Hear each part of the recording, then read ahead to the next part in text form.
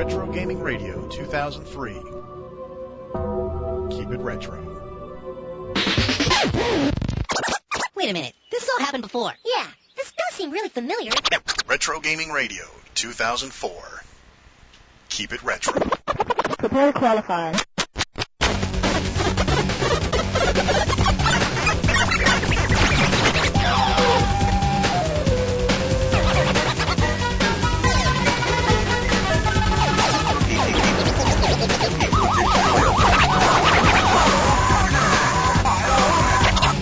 Retro Gaming Radio. Shane Monroe, Brian Smith behind the mixing board. Keep it retro. Hello, folks. Welcome to the August 2004 edition of Retro Gaming Radio. Shane Monroe, your host here. Brian Kidhype Smith behind the mixing board. Welcome to our CGE pre-show. This is one of my favorite episodes of the whole year. We get to look at what's coming up at the Classic Gaming Expo this year in San Jose, California. It has been in Las Vegas, Nevada for several years now. It's going to be an interesting switch to see what it's like in the Big C. So we'll see what happens over there. We have got a packed show for you as always. Part 3 of the Atari 2600 Retro Gaming Radio Insider segment.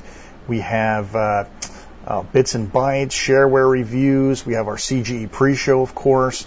A great editorial commentary for you this month. It just keeps going on and on. So stick around. This month's editorial commentary, we're going to talk a little bit about illusion. Now, it seems like sort of a weird topic to cover here on Retro Gaming Radio. We don't have David Blaine or David Copperfield on here this month, but when it comes to illusion, we're talking about an escapism, an escape from reality. Illusion is what is required, really, if you think about it in terms of media. Video games, movies, entertainment, like magic shows or thrill shows, Evel Knievel jumping the Grand Canyon, All of these things require some form of illusion to keep their hold on you. And this is particularly important since we are a video game show and a retro gaming radio show. It's important for us to talk about past, present, and then the future of how video gaming maintains illusion. When you go to a movie and you see a really bad stunt, like you could tell that the girl that fell out of the window was really a man. I mean, they didn't even bother to shave the guy's mustache off, right? We've all seen that. Hell, watch any episode of The Bionic Woman and you'll see that at least 2 or 3 times per episode. That is breaking an illusion. The television people have come together and said, we are going to provide you with an experience that removes reality. And as such, we are going to provide this to you in a believable manner so that you can enjoy it. When you see errors like that, when you see blatant disregard for the illusion, the capability of illusion, when you see really bad CG effects on a movie, something that looks really bad. For example, Van Helsing. You could watch Van Helsing and you can see horrible, horrible CG effects. Like towards the end when the chick dropped out of the tower or whatever it was and she caught the edge of this walkway. It looked like PlayStation 2 graphics. Somebody just didn't, run the quality control flag up and said, hey, we can't have that. Van Helsing even went so far as to take good traditional makeup elements and turn them into CG where they were blatantly obviously CG. That's what I'm talking about when I'm talking about ruining the illusion. And movies aren't the only thing you have to worry about, folks. Even though I'm going to just take a personal note here and say that this is why I have not seen Spider-Man 2. I have no interest in seeing Catwoman. Even Blade 2 that just came out not too long ago. There were so many CG effects that it borders on losing the illusion. Hell, Spider-Man 2, just the trailer, looked like so much CG that Tobey Maguire could have phoned his lines in. He didn't even need to be there. The push for moving everything to CG is just shattering the illusion of movies for me. And it's really disappointing. Obviously, it doesn't bother a lot of people because the movie's made a gajillion millions of dollars. But for me, you're ruining the illusion. That's why I don't like this wire-fu crap. Wire-fu only works when you're in an environment. Let's say The Matrix. They already talked about violating the rules of gravity. So to see somebody jump up on the ceiling, that works out okay. That doesn't ruin the illusion. But when you watch Drew Barrymore performing martial arts and Charlie's Angels, they're absolutely impossible to do without being hanging from a wire. That ruins the illusion. Now that I've managed to segue for almost 3 minutes here, let's go back to video games. And you're probably kind of figuring out where I'm going with this. In the old days, there really wasn't much illusion to worry about. Pac Man, there's not a whole lot of illusion there to fall over. You know, it's a bunch of little white dots and a little yellow guy with a mouth, a little slice out of the pizza running around a maze with these, you know, primitive-looking ghosts. There wasn't much illusion to break, you know. But as time has moved on, and we have moved into a world where everything has to be photorealistic before people will even look at it, right? We're getting to the point to where we have to be less forgiving of ruining the illusion. I'm no big fan of 3D. Everybody who listens to this show knows that. You know, frankly, I think there's a time and a place for 3D, and 90% of the time, 3D is overused, rehashed game plots and concepts from 10 years ago. But I do believe that there are some good uses for 3D. To make a game solely in 3D for the purpose of putting it in 3D, like one of our shareware titles is this month we're going to review, to me that doesn't make sense. There's no need to put it into 3D to get the same effect from the game. The thing about 2D is there's a lot less illusion you have to worry about losing. You don't have so much work to do to maintain that illusion. People tell me the reason that they like 3D games is because it makes them feel like they're there. As soon as you are trying to make people think that they are there, you now have a huge, giant responsibility to maintain illusion. 3D games do not maintain illusion very well. In fact, they're really bad at it. You would think, though, with 10 years or more of 3D game manufacturing, I mean, how old's the PlayStation, the original PlayStation, right? It's pretty old. So we've had all of this time to work on the illusion of 3D. Now, what we have really accomplished in 10 years is nothing more than taking really blocky-looking polygons and making them not quite as blocky-looking polygons, right? That's what we've done in 10 years. Now, what we should have accomplished in the last 10 years is enhancing the illusion. Would you like me to cite some examples? Because I'd like to cite some examples. Driver 3. Yeah, like that just wasn't going to pop out on this show from one time or another. We're going to post a link or two for you to go and check out some of the reviews of Driver 3, which just came out for PlayStation 2. So this should be what, 2nd gen, 3rd gen title for PlayStation 2, right? And we've been working well over 10 years on trying to get this crap figured out. Now, many, many times in video games, you're going to find a little something that the developers missed, right? You know, let's see, I'm trying to think of a good example from a classic game. Unfortunately, I can't. But for example, let's say that you're running around the Pac Man maze and you get stuck in a corner. You can't move. That's the sort of glitch that occasionally you'll find. You can't reproduce it. It only happens like once every 50 million times you play it. But it bugs you when it does, right? It's gotten so bad. People are so much in a hurry to release games, or quality control is so bad, or they're trying to achieve something that just wasn't meant to be, folks. And they're pumping out games like Driver 3, which are so loaded with bugs and glitches and camera problems, people getting stuck in walls, enemies being able to shoot you, you know, from off the screen behind this. You can read all about it. I'm not going to talk about Driver 3 the whole time because that's just not what we're here for. But as soon as you get stuck in a wall, the illusion of your game is over. When you are standing in front of a wall and one of the textures vanishes and you can see behind the wall, that just ruined the illusion of the game. Now, you don't see illusion problems in 2D games. You know why? Well, a person might say, well, writing a 2D game is not nearly as hard or as complicated as writing a 3D game. Okay, I'll buy into that. You can also say that it takes less people to make a 2D game. That's also true.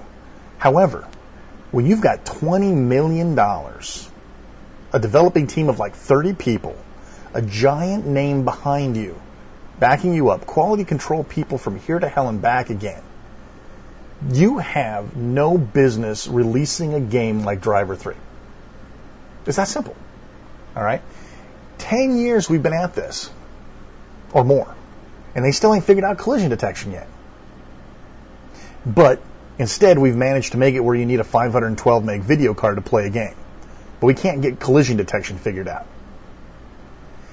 If 2D games, right, if Bejeweled, if Bejeweled had the cursor vanish on you from time to time, or not being able to see the clock, or whatever, if any of the little plagued things that are in 3D games now were to plague 2D games, there'd be like a lynch mob burning down development companies, you know? And what makes this all so funny, and I'm sorry, I could just rant about this for hours, but I'm going to spare you because I think you're getting the idea now. When it takes a game like Driver 3 like 5 years to be developed, and it still comes out like this, what's that all about? Now, help me out here. Now, maybe somebody out there that listens to the show works in the beta QA testing cycle of video games. I work as a client-server programmer, okay? When I make a product, it goes through QA. QA does everything possible to that product, and then I get a crap list back of things that I need to fix, right? If I don't fix those things, the product doesn't go into production. What I'd like to know is, when video games are beta tested, and they get the results back, and there's like 20 items on it, do these problems get fixed? Or are there like, well, this isn't bad enough for us to fix. We still need to meet the deadline. I'm trying to figure out exactly what that quality assurance process is. I'm not talking about little bugs, you know. Grand Theft Auto Vice City apparently has one or two little bugs in it that you can summon up if you know how to recreate them. That's not what I'm talking about. That's not breaking the illusion. That's going out of your way to break the illusion.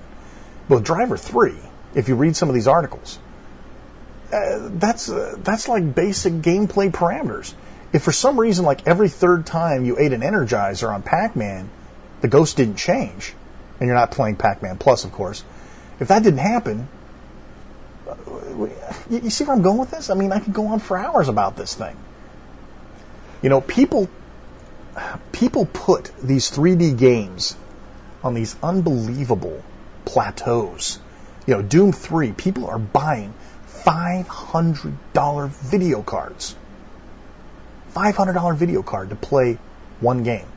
Well, say, no, I get to play Half-Life 2 when it comes out too. Well, okay, 2 games. I can't believe the concept that people will spend $500 to play 2 games. 2 games with probably a runtime average in gameplay of maybe 20, 30 hours apiece at best. So let's figure out the money there. I'm going to bring up Calc here. We're going to see what this actually costs here. So we'll pull up calculator here. $500, right, divided by 50 hours of gameplay. Let's be generous. Okay, so you're paying $10 an hour for entertainment. $10 an hour. That's if that's 50 hours. Okay. I remember bitching about paying $8 for a movie, and I got like 2.5 hours of movie time out of that. Now let's run that number again here. $500 divided by, say, more realistically, 25 hours of gameplay. Okay, well, you don't really need a calculator for that, but that's $20 an hour. That's just the video card. That's just buying the card. That's not including the $50 for the game, and you're probably going to want to go buy some new 6-to-1 surround sound card, right, because this game supports it. And you're probably going to need a little more memory. So let's say that you put $750 into your computer to play Doom 3, and you divide that by 50 hours of gameplay. That's $15 an hour. All right, let's run that for 25. Yeah, so that's $30 an hour, right? So you're going to spend $30 an hour to play Doom 3. have that one quite figured out yet. Okay, but let's so let's say that you have two games. Let's say you have Half-Life 2 and Doom 3. So you get to pay $5 to $10 per hour to play. I don't think people sit down and do the math. Otherwise, nobody would be buying this stuff. Now, once you've gone through this and you say, well, I don't care. It's worth $500. I'll pay $500 to play Doom 3 because Doom 3 is going to be the best game ever made. Right? You guys put the games on this plateau. Right? How do you guys put up with this basic fundamental crap that are in video games? Getting out of the car and you're stuck in the car. You can't get out of the car. Or your enemy can shoot you through a box. How do you guys spend $10, $15, $30 an hour to play these games? And then how do you put up with this crap? I don't understand. You know? People wonder why I'm a cheerleader for 2D. People wonder why I support independent game developers. People wonder why I don't want rich theatrical environments in my video games, because the more complicated you make the plumbing, the easier it is to gum up the works. Right, Scotty? Right? So I'm saying that people must have their priorities wrong when it comes to illusion. No longer are we worried about maintaining illusion in movies and video games. We're no longer interested in maintaining that illusion. What we are interested in is showing off our latest copy of Maya. Or what we are interested in is showing off how we've managed to squeak an extra couple of textures out of the PlayStation 2. What apparently we are not interested in is doing what video games, movies, and entertainment in general were designed to do. Provide you with an escapism that maintains illusion. I think that's going to about wrap it up. I think I'd just be beating a dead horse if I continue to talk after this. What do you think? So, I want you guys to think about it before you plunk down $500 for a new video card, $50 for Doom 3. I want you to think about, are you willing to pay $10, $15, $30 an hour to play these games that are probably littered with standard 3D bugs, bad cameras, missing platforms, walking through textures, that sort of thing. Something to think about. All right, folks, it's time to look at Bits and Bytes. This is little goodies sent in by our listeners as well as scoured by us across the internet. We've got some, we don't have a lot this month, believe it or not. It's been really slow. Of course, our listeners have been excellent in providing us with some good stuff, and we managed to run across a couple little goodies ourselves. First thing, Mike P. sends over to us the TV Joypad for the 2600. We have a link here for you, the TV Boy. Apparently, this is 128 Atari games in a single handheld console, sort of like all these Jax units that are being put out. It's I don't know, sort of oval-shaped black. It's got a D-pad on the left and a single button on the right. I'd be really curious to get my hands on one of these or talk to somebody who has one, because I'd like to see exactly how good the emulation is. There's a lot of chatter around the internet about it. Of course, most of it's in a foreign language, so I can't tell. But if anybody's got one, please write in, let us know. Or if anyone knows where I can get one that I don't have to bid on it and do all that other crap, let me know. I'd be interested in checking it out. That's the TV Joypad. We have another article here sent in by, I'm going to probably butcher this poor person's last name, Dana Eiler. Yeah, right? Actually, Dana sent in a couple of goodies this month. Today's hottest games think retro. Yeah. Well, this is a little article that that talks about the fad and craze of retro gaming. Now, the real reason I want you guys to read this article and look at it, and this is something that Brian and I have talked about. We feel we should run a game show on Retro Gaming Radio at Classic Gaming Expo this year called Stump the Sales Rep. Because we have sales reps out here selling video games, classic games that really know absolutely nothing. I'm going to quote you this article right here. This is from Gina Goldberg. I'd love to have her. God, I hope she's at the show. I'm going to just own all over her. Gina Goldberg is a spokeswoman for Jax Pacific, the company that sells the Atari joystick 10-in-1, right, all these things. Here's her quote. Now listen closely. Pac Man is still as compelling today as it was 30 or 40 years ago. Anybody want to run the calculator for me on that one? 40 years ago. So Pac Man came out in 1960, circa 1960, 1965, right? All right. Trust me, if Gina Goldberg is actually at the show, We are going to bring her over, and we're going to do her Howard Stern style. It's going to be priceless. We might even have to import a tickle chair. But you got to read over this, because this stuff is priceless. This is just proves that this is all a fad. I'm sorry. What else we got on Bits and Bytes? Yes, a new arcade networking system developed by Namco, Sega, and Sammy. This, I don't know how to feel about stuff like this. Basically, this is a universal system for connecting video games to other video games and handling internet high score postings. I'm not a real big fan of interconnectivity stuff like this. I'm a real solo kind of guy. I don't like being in competition, direct competition with other people. In this case, I'm going to go okay with that. Basically, it's going to be a high-speed network designed to bring games together like Virtua Fighter 4, Virtual Striker 4, Golf Pro, Tekken 5, and some other stuff that are coming up.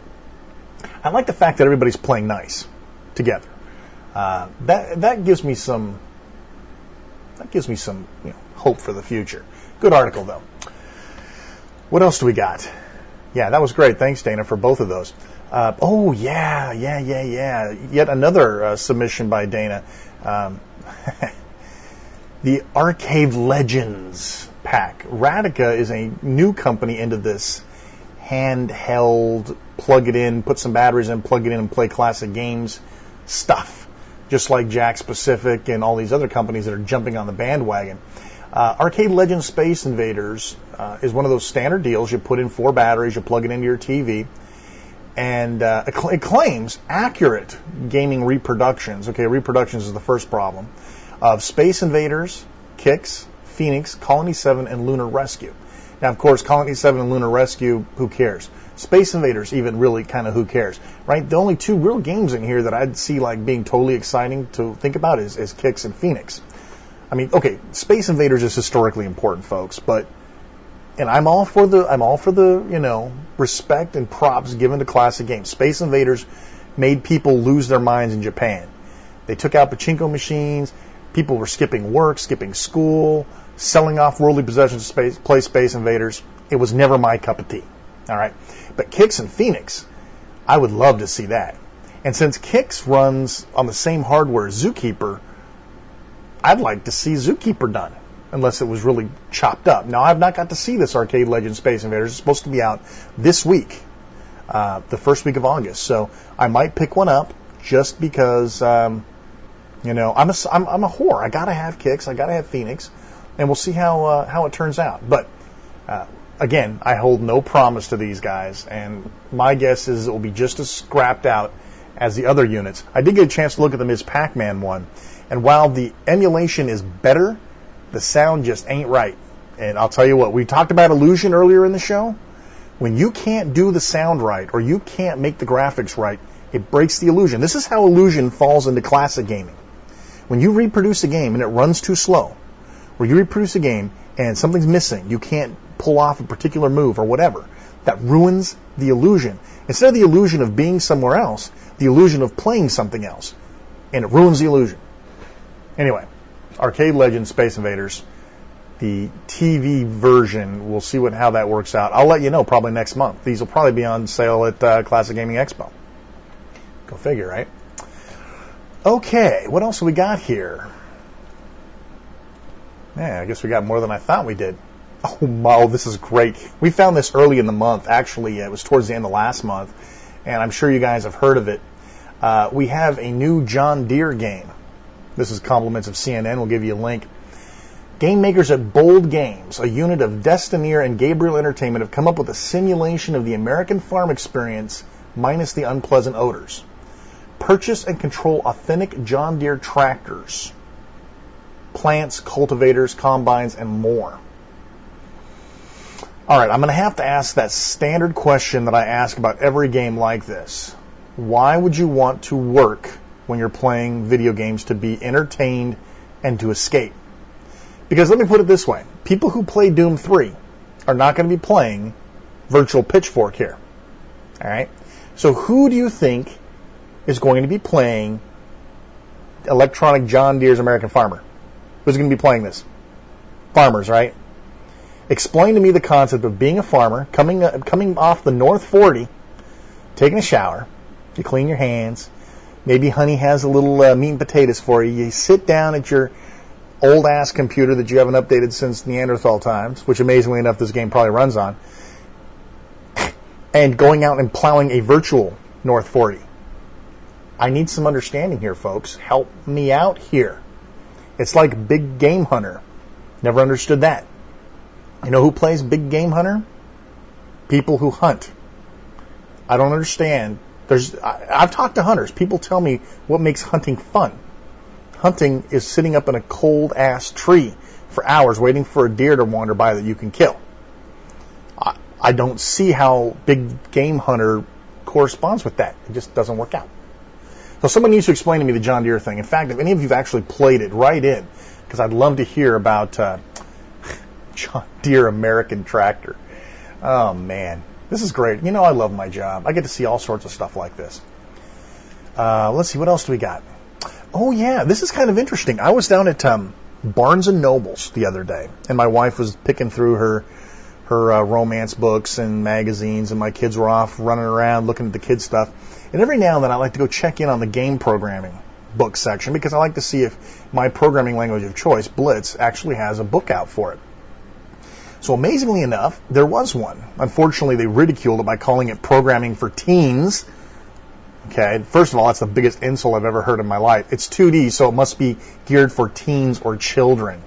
I'm sorry, I have a big chip on my shoulder about that whole thing. But anyway, so I was looking at this book. It's actually a good book. If you're interested and you're an aspiring Blitz programmer, it wouldn't hurt to have it sitting around for reference. Programming for teens, game programming for teens. Insult me. But anyway, but while I was sitting there and I was looking at the same shelf, I saw something that was actually pretty amazing. A book called Project Arcade, Build Your Own Arcade Machine. And I found it up on Amazon. I'll provide you a link. And this book actually takes you from, it's everything. It is everything from, it's not like taking taking an old arcade cabinet and reconstructing it. These guys go the full meal deal. Let me read you some of this table of contents here. Part 1, playing games the way they were meant to be played with arcade controls. I'm a big believer in that. Good to go. Designing and building your dream arcade control panel.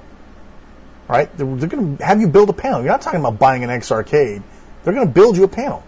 Hooking things up under the hood. Time to trick the computer. So it's got a whole section on turning a computer into an arcade machine. Using the keyboard connector for arcade controls. Using a mouse connector. Then putting together the final pieces. It talks about all sorts of stuff. This is totally cool that somebody actually came about and wrote and published a book like this. This is the greatest thing ever. They have some interesting appendix too about where to find arcade parts, talking about preserving versus maiming. I'd love to read that. I didn't get a chance to. I saw it in the table of contents. I almost picked the book up, but end of the month, money's tight, whatever. If anybody's had a chance to look at that, I'd be curious to see what Appendix B there, the great debate, is all about, and what the author felt was the difference between preserving versus maiming. Too cool. So anyway, check that out. I thought that was really cool. That was something nice to see. SRAP, I'm assuming that's how they pronounce it. SRAP is a users group. Let me see exactly where they're at. They're in Lisle, Illinois, which I think is like right near Chicago. I'd have to look it up, but hey, this isn't a geography show here. SRAP is one of the last 8-bit Commodore computer users group activity, and they're in the Chicagoland area, as they put it. And they have tons and tons of members, and they put on like an expo once a year, apparently, and this is the first year I've heard about it, so it's the first year we've talked about it. They've got rooms at the Hilton for $80 a night. It sounds like basically an 8-bit Commodore version of the Classic Gaming Expo. I have no idea, how big this really is, but you can get a table for like $15, right? So, take that in mind. And it's going to be held at the Hilton Lisle, Naperville, if that means anything to you folks in the Chicago area. Admission's $12 a hit. Not too bad. And they have a whole bunch of information on their website. We'll give you a link. You guys know I'm real big C64 people. Unfortunately, Chicago's a little bit far away for me to travel to go check that out.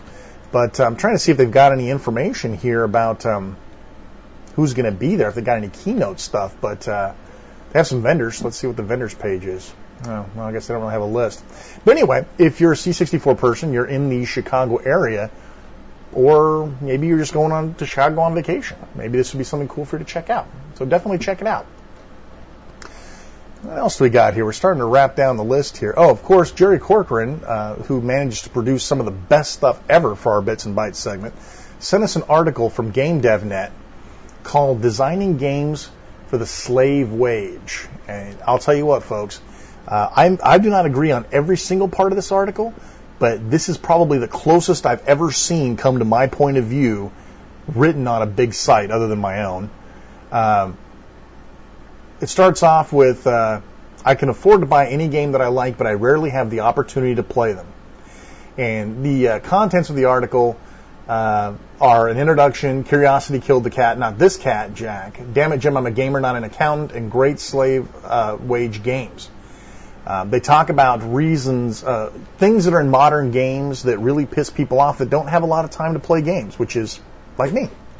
So, very interesting article. Thanks to Jerry for providing that. That was really a great read. And Brian and I talked a lot about it after we read it. So check that out. Let me see if I can find something really interesting here, just to kind of give you guys a little bit of teasing here.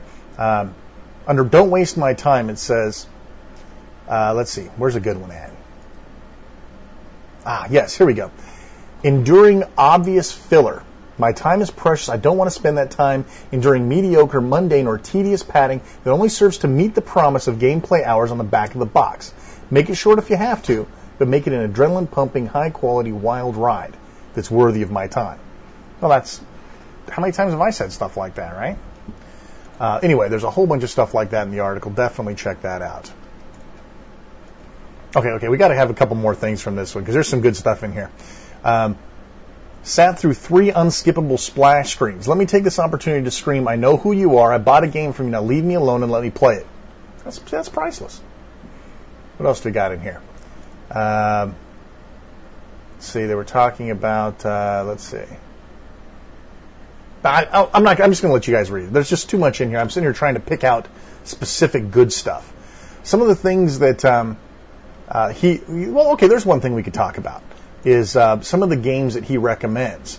And this is the part where myself and Brian, we had a little discussion about this, that I didn't necessarily fall in line with some of these type ideas. Blood Drain was one of the things that he mentioned. Half-Life, of course. Jedi Knights, which actually I did play Jedi Knights. Okay, so I'm not going to disagree with that one. Let's see, he talks a little bit about... he talks about enjoying Unreal Tournament. Okay, I've never understood the concept of multiplayer FPS. It's not any fun. It was fun for a while. It was fun for like a year, but it's no fun anymore. He talks about Worms. I've never cared for Worms. I liked what inspired Worms, like Scorched Tanks and some of the other original games that came out, Artillery. Worms to me just made it too hard. It was too much work. Scorched Tanks to me is still the absolute defining game, which redefines artillery gameplay. Let's see, what else does he talk about? He talks a little bit about Diablo and Grand Theft Auto, which of course we all know that I like. He talks about randomly generated scenes and objects are usually effective in certain types of games. Anyway, I'm not going to sit here and go through the whole article. I've already talked too much about it. But I thought it was very good, very well written, and interesting slant on some of the other stuff. For our final Bits and Bytes piece, I don't remember if we mentioned this or not in a previous show. I think I was holding off on it until I had a chance to look at the game. For those of you who do not know the name Eugene Jarvis was responsible for some of the, in my opinion, the best games ever made. Robotron. Okay, Eugene Jarvis made Robotron. As far as I'm concerned, that elevates him above normal mortals, because Robotron, in my opinion, is the absolute best game ever made. It's got all the replay value. I still play it now. I put tons of money in it. To me, that's probably the best game of all time. All right. Eugene Jarvis was responsible for that. Defender. He did a bunch of Atari pinball stuff. But anyway, Narc. That was the other one. Narc. My God, I spent so much money on Narc. It was unbelievable. Okay, Cruisin' USA, Cruisin' World, the whole Cruisin' series for those of you who are familiar with the more modern stuff. But anyway, Eugene Jarvis decided that he was sick and tired of seeing arcades get the smackdown put on them. And he went out, and I think he kind of oversold it, but we'll get to that in a minute. He started a new company called Raw Thrills. And their first game is Target Terror. Now, right now, it's apparently the number 1 selling upright game in America. It's received 9 out of 10 ratings in all these magazines. Basically, this is supposed to be this is helping resurrect arcades. Now, there's a full-blown movie on the site that you can look at. I'm going to give you a link. There's a full-blown video trailer, screenshots, etc. about this game. And I'm going to tell you exactly what this game is, because I got to play it. I live in a town. Excuse me. I live in a town now where you actually get first-run video games. And Target Terror was at the local cyber. What do they call it? Cybercade? Is that the new? I don't remember. Anyway, Cybercade is like a chain, right? It's from Namco. Namco Cyber Arcade, whatever. Anyway, so they had one there, and our local Castles and Coasters had one. I couldn't believe that. More amazingly, they both were set for gore mode, which means, well, we'll talk about that in a minute. 50 cents a hit to play, of course. And this game has been in every article and everything that Jarvis has talked about. He's basically said that, this is revolutionary. We're taking it where nobody's gone before. I'm trying to find an exact quote here, but I'm not finding exactly what I'm looking for. I should have had a quote on hand. But basically, this was supposed to be the, what's going to, rebuild the arcade environment. So I was just dying to play this thing. Then they posted the trailer, and I looked at the trailer and I said, it looks like Area 51. I was talking to Brian. I said, Brian, this pretty much looks like Area 51, right? And he's like, yeah, Area 51 with good gore. And I said, yeah, that seems to pretty much sum it up. So we watched the video, and they show different modes. Apparently, those 5 people that write Congress once a year and bitch about video games, he basically said that the green paintball mode was for them. This game is Area 51, folks. I mean, you will play and say, this is Area 51. I don't understand I don't understand what we're looking at here. Why is this so revolutionary? And I'm going to be honest with you. I don't consider it revolutionary. If you're an Area 51 fan, in other words, you are taken through basically a real video feed of walking through. It's like House of the Dead. It's like every other shooting game. You're taken through a scenario. You shoot the bad guys. There are barrels you can blow up. There are extra weapons you can shoot. Guys pop up in front of you, with a chainsaw or something that you have to shoot them really fast. You have to shoot off the screen. You're looking at this game going, I've played this before. It's Area 51. And you're right. It is Area 51. So, why do I even bring this game up if all I'm going to do is trash on it? Well, first of all, Eugene Jarvis was like my god before this, okay? Unfortunately, after seeing this, I've lost a little respect, because as far as I'm concerned, he hasn't really innovated anything at all. He's taken Area 51, which is a brilliant concept, don't get me wrong. There's nothing wrong with, with a couple of iterations of perfection. Area 51 was a great game. I love gun games. I love good gun games. And this is a good gun game, but it's not anything revolutionary. I will tell you right now, though, the graphics are outstanding. And maybe this is what we're talking about. Maybe we've gotten to the point where nobody wants to reinvent anything anymore. All they want to do is take something that already existed and make it look better. Not play better, not improve the gameplay process. But maybe innovation has now been redefined as meaning it's going to look better than any of the other games we ripped it off of, right? Yes, there are some cool things in here. Yes, the people catch on fire. You get some cool things that aren't in Area 51. You get a flamethrower, right? You can shoot the guy in the nuts. That's pretty cool, They have female terrorists that you shoot down, right? This is, oh, by the way, in case you haven't figured out target terror, this is an answer to the 9/11 attacks on the United States. Basically you have like 9 different scenes you go through. Each one of them brings you closer to actually like taking over or, stopping the takeover of a plane going to be crashed into a building. Now, I did not have enough money on hand to get that far because you have to close out all the other segments of the game in order to get to the final segment. But, if you've played Area 51, there's nothing really new for you here. Okay, you're going to go, ooh, I can't believe that guy just caught on fire and he's sitting there burning to death. That's pretty cool. I'm not going to lie to you. I like the fact that they pulled off the PG-13 for this game and went to an R. As far as I'm concerned, this is an R-rated game. When you can shoot somebody in the nuts and set them on fire, right, and you can blow their heads off. If you get a good headshot, you'll just blow their head clean off. I even saw a time when you blew it up that the head flew up at the screen at you. That's cool. But this is not innovation. This is taking an existing concept and moving it one step forward and making it look more realistic. Will I play it again? Maybe. I might wait for a home version. But in any event, it's interesting to see what people who were godlike before, making games that were truly innovative, have come down to in today's world. Now, if you really want to see some interesting stuff, now Eugene Jarvis and I, we agree on a lot of levels. There are 2 interviews posted off of the Raw Thrills page, which will give you some insight into Eugene Jarvis. I like the guy. I really do. But unless I'm missing a really big flick item here, this is Area 51 2.0. So if you guys played Target Terror, let me know. Am I missing something? It's a fun game. Don't get me wrong. I'm just saying that I'm missing this revolutionary new innovation thing that might have been in there. What do I know? That's going to wrap it up for this month's Bits and Bytes. Tune in next month when we will cover more interesting news and information from the internet. All right, it's time for the Classic Gaming Expo 2004 pre-show. Yeah, we're going to take a look at the Classic Gaming Expo highlights coming up this month at the Classic Gaming Expo in San Jose, California. Very, very exciting.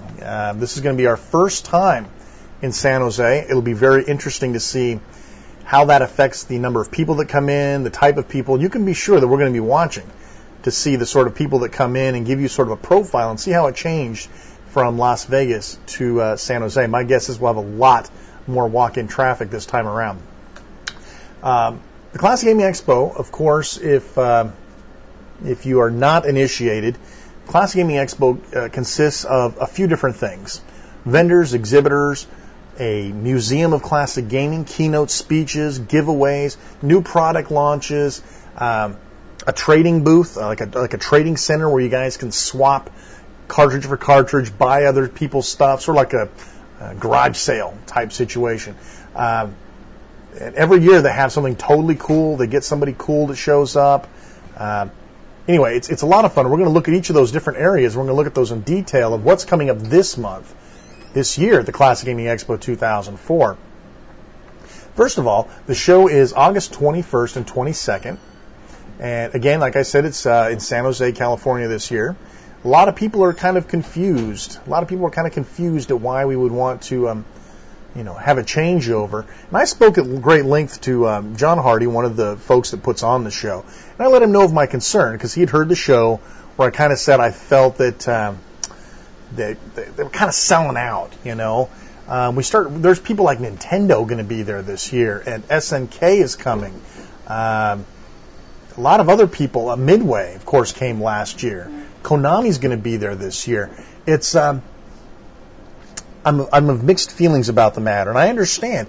The folks at CG can't tell Nintendo they can't come. What's that all about? But at the same time, I can't help but feel like we're being invaded. And we're going to see how it works out. John assured me that they're totally dedicated to keeping things classic. And, we'll see what happens. It was really nice talking. I appreciate John for giving me his phone number and shooting the breeze with me about it. And like I said, I still have my reservations, but I'm hoping that we won't get kicked out, I could just see this becoming a Nintendo and Saturn convention someday because, we've rolled through too many years and now, Mortal Kombat's a classic game, not adventure, So we'll see what happens. But anyway, enough of that negativity talk. It's still going to be fun. If nothing else, we're going to be there, and we're going to cover it. We've got lots of cool guests. The celebrities, of course, are why we're there. Aside from all the fellowship and all that other stuff with our classic gamers, the celebrities, the people that are going to be there that we want to interview, that's why we go. As you know, for the last couple of years, we've been bringing you, I think, very excellent interviews with some of these top-name people. We had David Crane on for like 3 hours or something crazy like that. He wouldn't leave, you know. He had like 3 or 4 other appointments to go to, but he chose instead to stay with us. And, you know, that says a lot. That says a lot.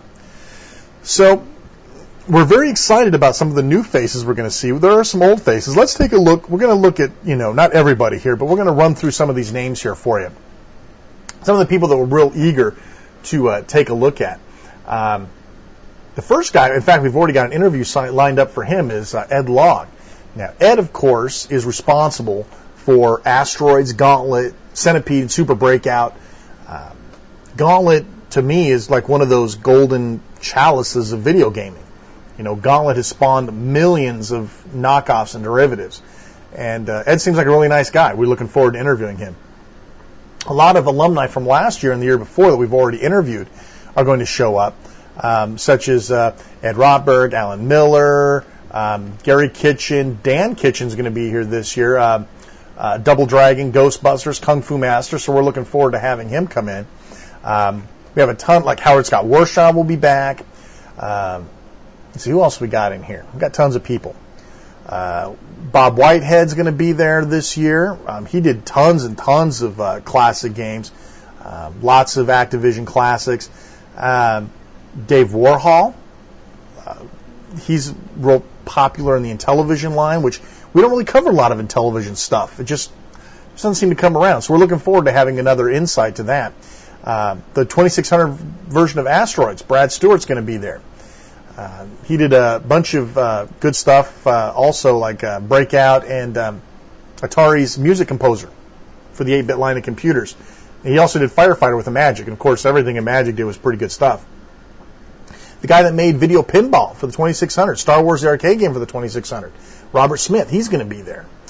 The guy that made the Vectrex, Jay Smith, is going to be there. Wow, you know, we've got some really cool people here, and we're looking forward to it. Owen Rubin made Atari Vector games, Space Duel, Major Havoc, Tunnel Hunt. He's going to be there. We talked about Ed Rotberg. Let's see, who else we got? Stephen Roney. He co-designed and co-programmed the IntelliVoice game Space Spartans, B-17 Bomber, and Space Shuttle. Of course, those were some of the real voice games, the IntelliVoice games that came out. Who else do we got here?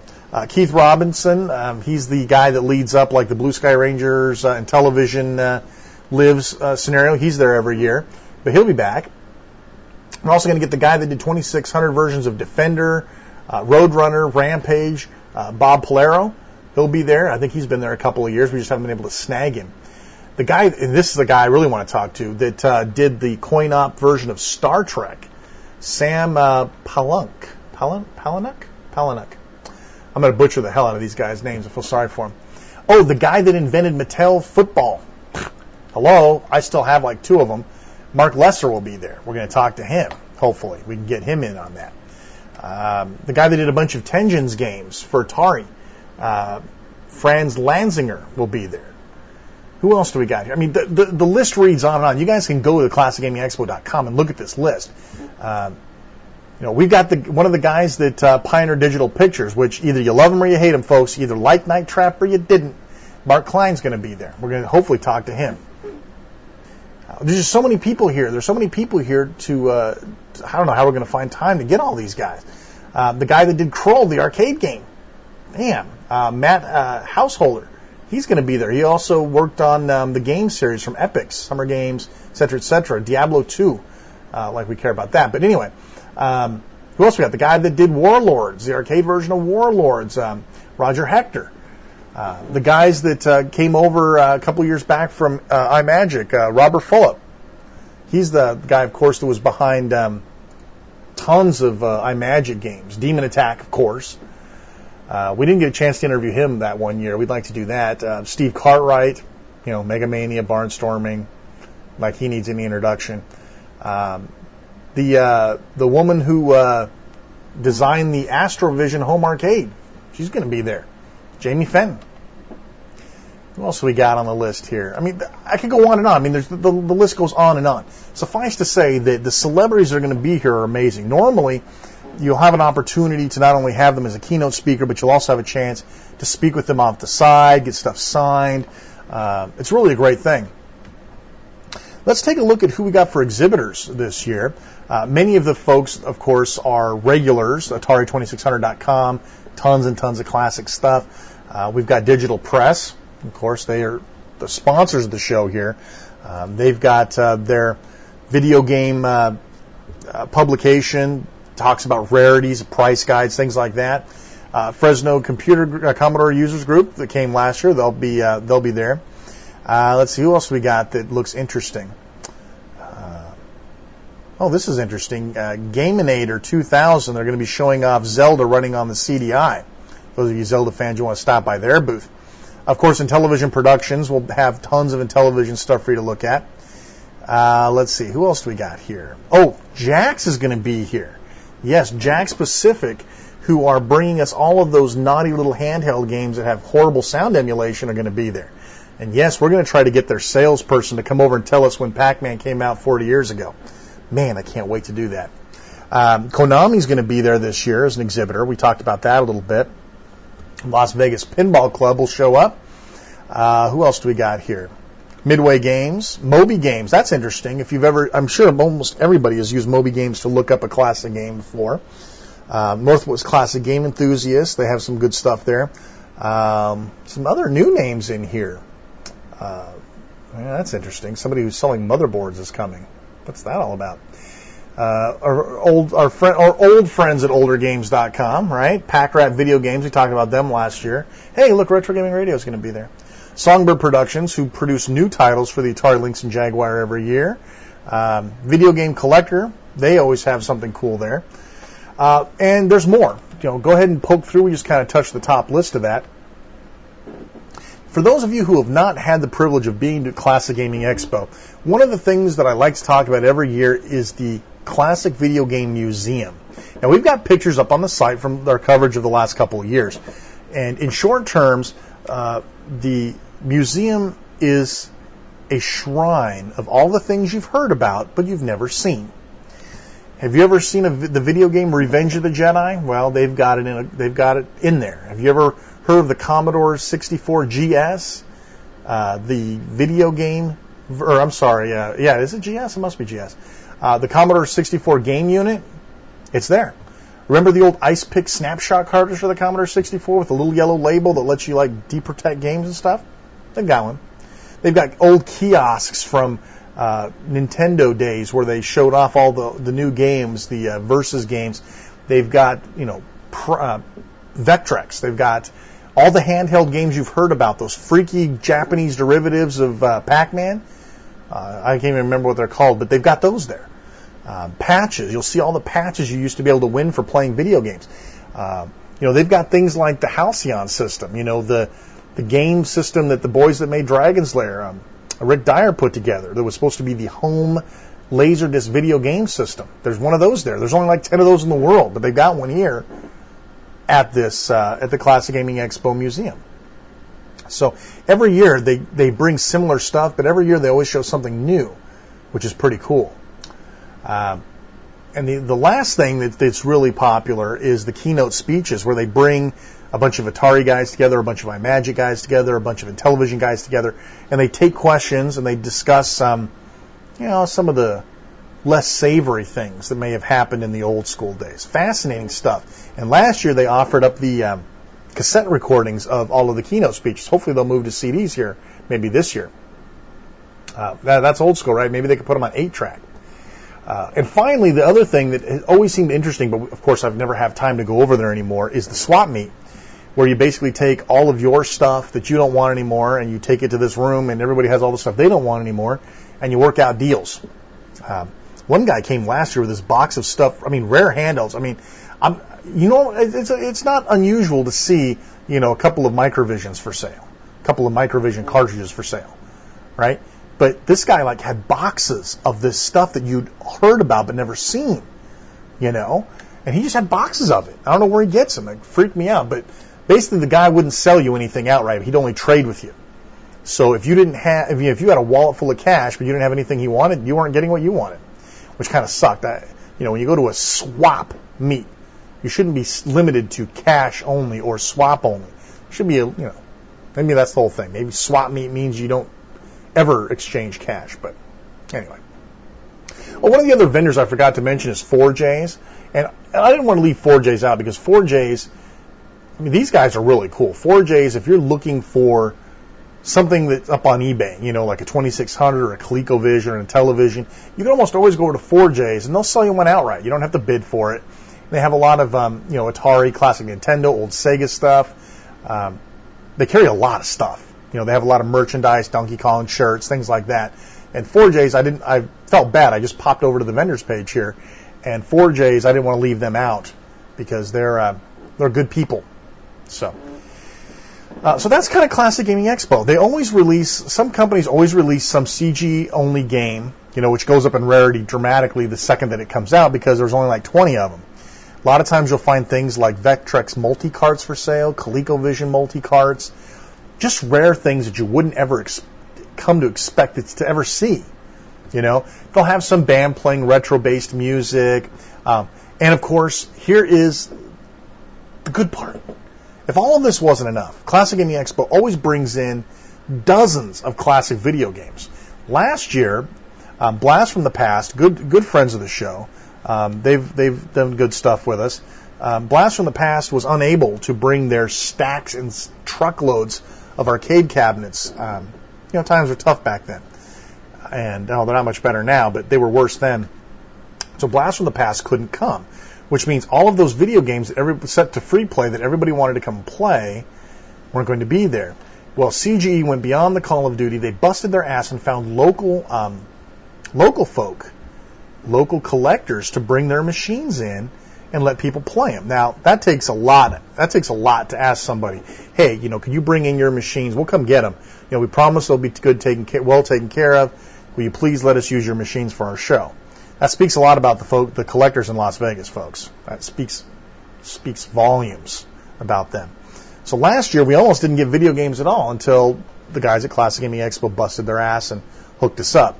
Last year, we had some great stuff, things like Wacko. God, have you ever seen a dedicated Wacko cabinet? Never, right? And, of course, they had a lot of the tried and true favorites as well.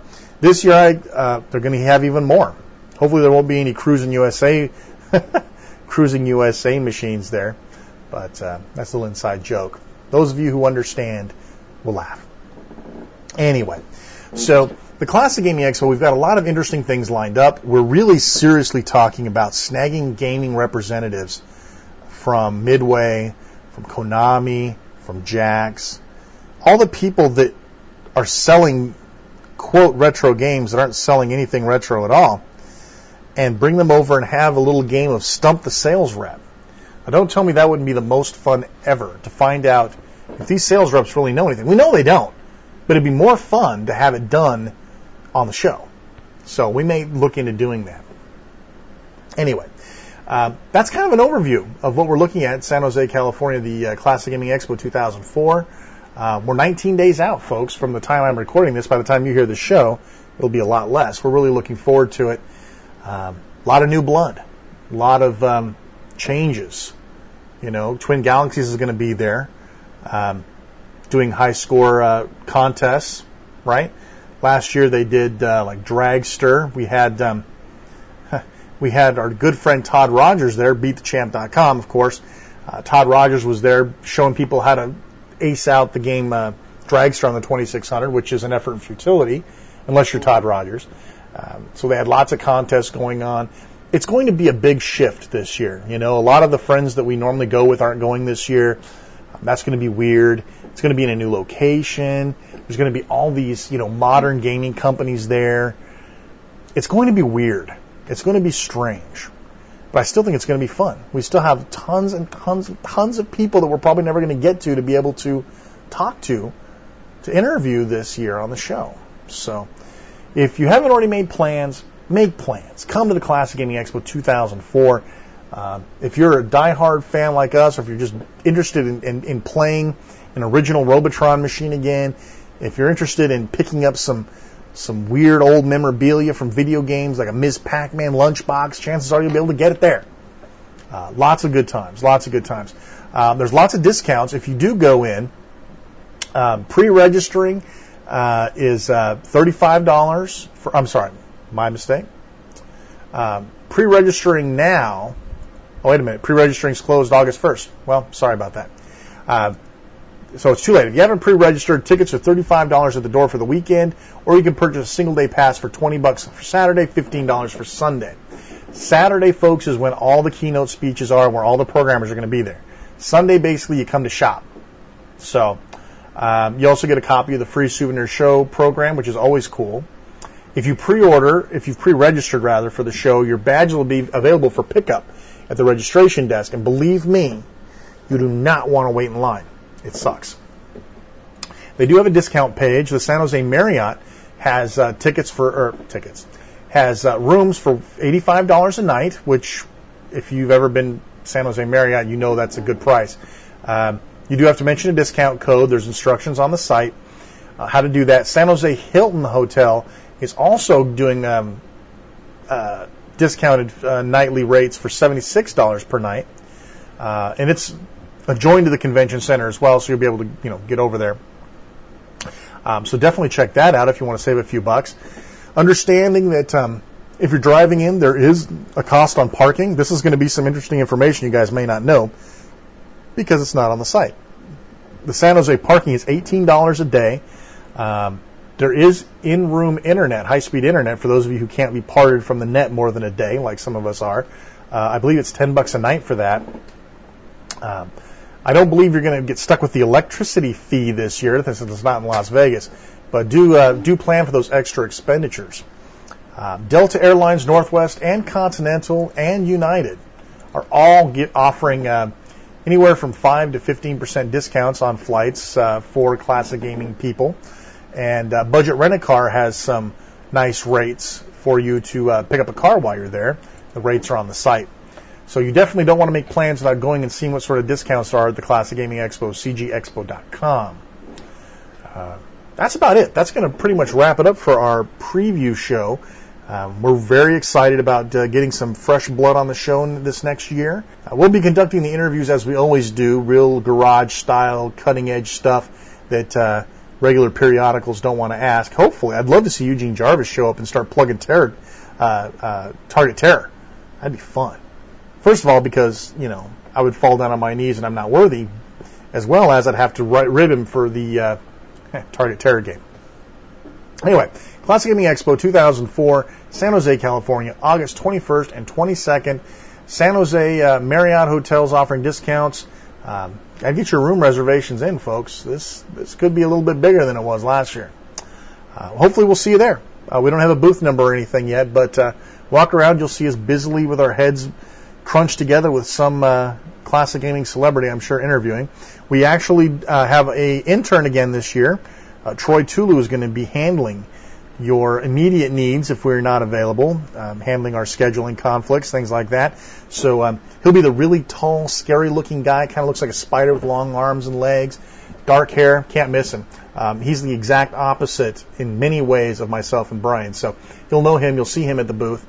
This is his first year. He's very excited about being part of the Retro Gaming Radio team. And, of course, we will have DVDs for sale for those who don't want to order online. We'll have those there for you, and Troy will take care of you. Again, we're hoping to have some time to talk to our fans. Every year we try to set aside a little bit of time, but, when David Crane comes and knocks and says, hey, can we do this now? What do? You take care of the man. So anyway, Classic Gaming Expo 2004, we hope to see you there. Drop by and say hi.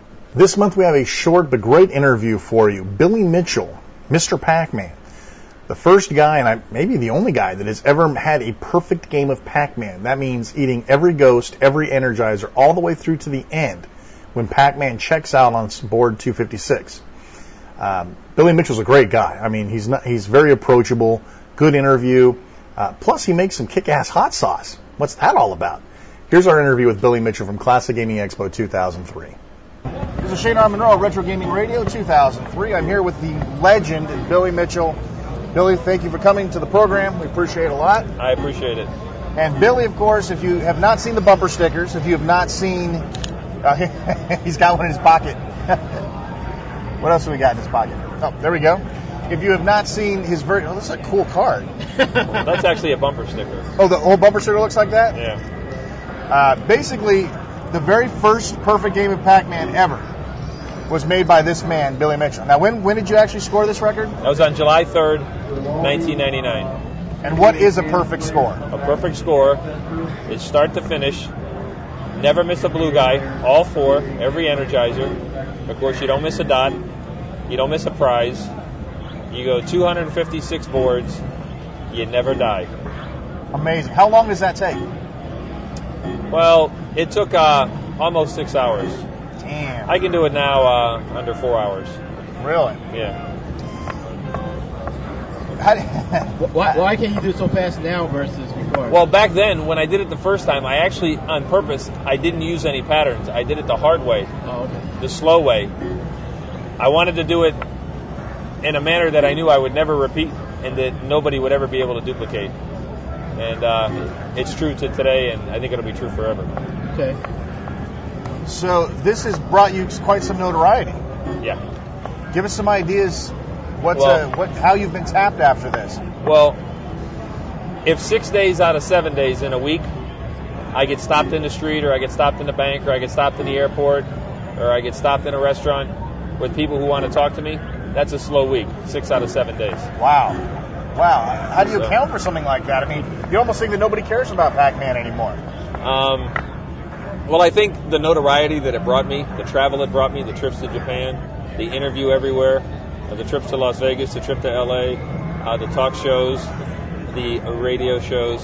Yeah. I think it's something that many gamers admire because it's something that should have happened a long time ago. People should have deserved recognition for what it is that they could achieve, just like people achieve it in sports or in other areas. So it's something that people admire, even outside of myself. They admire, or they feel it ought to be something that's recognized. It's something that only a few group people can do. It's something that you're gifted in your DNA. Therefore, it should be recognized. Absolutely. So have they tried to do any genetic experiments on you? Just a reminder, folks. Well, I don't know. Everybody tells me when they interview me. Recently, I was on MTV. Really? And the guy went nuts with the microphone. He said, "There's something wrong with you." He switched microphones. He said, "I got some kind of electrical current in me. It screws up his audio equipment." So I don't know. I don't know how yours is doing. Yeah, but we'll find out. We got cheap equipment. No audio hum here. Nope. So what's okay? MTV's one. Give us some other. Talk shows. Give us some really big names. Well, our buddy Dave Letterman had his heart attack, but I was scheduled on there before he had his heart attack. Wow. Lately, I was called by the Jimmy Kimmel Show, which will be a lot of fun. As far as radio shows like the BBC and places from overseas, there's been more than I can account for. There's languages I never knew existed. Oh, how did that go over with the language barrier over there? Actually, they would do a story. I'd be interviewed in English, and it would be printed in who knows what language. Came from countries that I didn't know were countries, former republics in the Soviet Union, and now they've become their own country. It was entertaining. People that tracked me down in ways and places I have no idea how so you they got put stalkers, is what you're saying. Yeah, actually, the truth is I have 2 stalkers. Really? And that's like one more than Drew Barrymore. Well, I mean, two stalkers that have gained enough notoriety that they have police reports. So. Wow. Has anyone tried to crawl over the wall of your house and stab you with a steak knife? No, I've had some marriage proposals, which is pretty close to that. Oh, hey, now we got to talk about the groupies. I didn't really think that scoring a perfect game on Pac Man could, get you laid. How does that work out? You got groupies? Well, actually, that hasn't happened, but not that those opportunities aren't there. But yeah, I got groupies. Most of them are nice, most of them are polite, and they're very flattering. And I haven't gotten tired of them yet. There's always a couple odd ones. So. Do you own a Pac Man machine in your house? Yes, I do. And actually, the games that I own, they're usually I like to have them in my house, but usually they're out being loaned to a friend's house somewhere. Right now, Pac Man's in a friend's house. That's cool. So That's cool. the Donkey Kong and Donkey Kong Jr. I have at my house. The Burger Time. Another friend has Space Invaders. Let's see, another friend, he and I together, we have Pole Position, Berserk, Centipede, Millipede, Miss Pac-Man, another Burger Time, and a Crystal Castles. Wow, that's quite a few. How many are actually in your house now? Right now, only 2. Oh, well, that's good. Yeah, That's they move good. around a lot. Do you lost my train of thought there. That's all right, it's a short train. Oh, man. The guests are owning me already. It's time to pack up and go home. All right. Thank you. Good night. Thank you. Good night. This is Casey. Today's long distance navigation. No, that's a whole other story. Are you like a Todd Rogers? Are you one of these world record freaks, so to speak? Do you own a lot of world records, lots of perfect games, things like that? What I like to do is I like to do things. I like to take games into an area or a depth that have never been done before. I guess if I was born 500 years ago, I would have been an explorer. So, yeah, I like to take games to levels and visualize things that just aren't supposed to be, were never programmed in, were never seen by anybody. You like to find the twitches. Right. And give us some examples of your favorite twitches. Well, let's just say on Donkey Kong, 117 screens into it, you reach a kill screen. Well, on Pac Man, 256 screens into it, you reach a kill screen. Miss Pac Man, 134 screens into it, you reach a kill screen. Well, in all of these, each time I've come across programmers or people that created the game, I've tried to talk to them about it. And they've explained to me that they run program. They don't know how it falls together. Right. Regardless of what question I asked them, they always told me, you know far more than we know. We never thought scores like this were possible. Right. And so I always like the fact when somebody says, you think you know more than the guy who made the game. Yeah, I do, because he told me I do. You know, some people say, did you read the book? Read the book. I wrote the book. That's funny. Yeah. So you're an author then? You have books? Well, no, but I'm often called or contacted, and I contribute information to them. Consulting. So I get to say that I wrote the book The Lazy Way. So. Do you do consulting work for video game related stuff? Yeah, occasionally companies send me stuff. I was lucky enough to have Namco send me some tapes of games they're going to release, and what I actually do with them is when kids come to me, little kids, and you know they want my autograph, I'll often sign one of those and I'll give them to them as a gift. There's a physically and mentally challenged kid who came into my restaurant who seen me and wanted to meet me, and I was able to give him a few gifts that that Namco had sent to me. That's very nice. Yeah, it was good. He was real excited. Yeah. So you own a restaurant? Yeah, a couple of them. Really? Yeah. Is it something we would have heard of? Well, if you're from South Florida, you would have. It's called Ricky's. It's very much like Cheers on TV. It's very much a neighborhood place. Very busy. Bar and grill style then? Exactly. My whole family is involved in that. And then there's a hot sauce company, which I myself own alone. Really? That's what the bottles of hot sauce are for. Yeah. Do you have some up in your room still? Well, no, they're in the booth behind you, but we can see if we can steal some. Okay. I'm a hot sauce horse. Yeah, they go pretty quick. Okay. It doesn't matter how many I bring. I can bring 10 and they disappear. I can bring 1,000, they disappear. So. Fascinating. Is there a way to order them online? Yeah. Okay. Well, give us the plug. How do our listeners get Billy Mitchell hot sauce? You go to 800hotsauce.com. 800 hot sauce. Does this go through retailer chains, or is that the only way you get them? That's the easiest way to get them. There are some chains. Carry them. So, but not nationwide. Not nationwide. Yeah, and the truth is, I'm going to be opening an office in South America, in Santiago, Chile. Really? Because business is really good for us in South America. Interesting. And from that office, I intend to incorporate something that's going to contribute to the competitive game world. Cool. People I know there that I'm doing distribution with, their family, as luck would have it, they own arcades. So we're going to do something to contribute to the competitive game world. We're going to find players of a high caliber in South America to bring them to the competitions that are here. Cool. So cool. Very, very enterprising. Yeah. Cool. Do you dabble any in making games of your own? No. No interest in that. Play them, not make them. Right. But Beat them, not create them. do you ever see something though that you think, I sure wish this game would do this? Well, the truth of the matter is, I see the games of today. I see the technology of today. I see the creativity of yesterday, the insight of yesterday, and I wish the two worlds could come together. The games of yesterday, they were very in depth. They often had a cartoonish theme. They were far more creative, I feel. Games of today, they get by on their looks. There's no doubt that technology today is far superior, and it's so good that the games don't have to be as good as yesterday. They don't have to be as good as the games of the golden age. So just like a woman who gets off on her looks long enough, do you think it'll come to an end someday? Maybe we'll get to go back? Philosophy of Billy Mitchell? I don't know. Some things get better with age, so who knows?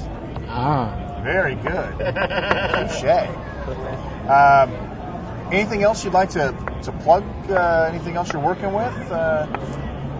Appearances? Anything? No, I'm working on a few surprises, so we'll see what they are. You know, everybody says that. Why is that? Everybody we've sat down today says, I got something, but I can't tell you about it. Well, Tell us, please. I don't know if I can do it, and if I can't do it, then it's egg on my face, so I got to keep working at it. Maybe I've been talking about it too long. I mean, I never imagined... Oh, you're scared you're going to jinx it? Yeah, I mean, I never imagined what I set out to do would be this difficult, or I never would have talked about it. Oh, now you just got us totally hooked up. You got to give us at least a little taste. Give us a little Yeah, but something. you're totally hooked up, so I got you along with everyone else. Okay, so where can we find for it? Where can we find more information? Yeah, there you go. When you do have it figured out, where will it be? Do you have a BillyMitchell.com website? It'll be a press release. Nationwide? Wow. Okay. Remember when I did the perfect game of Pac Man? I play well under pressure. I sent a press release out saying that I was going to go do it. So they said, in 10 billion games that have been played, you think you're going to call the shot that you're going to do it?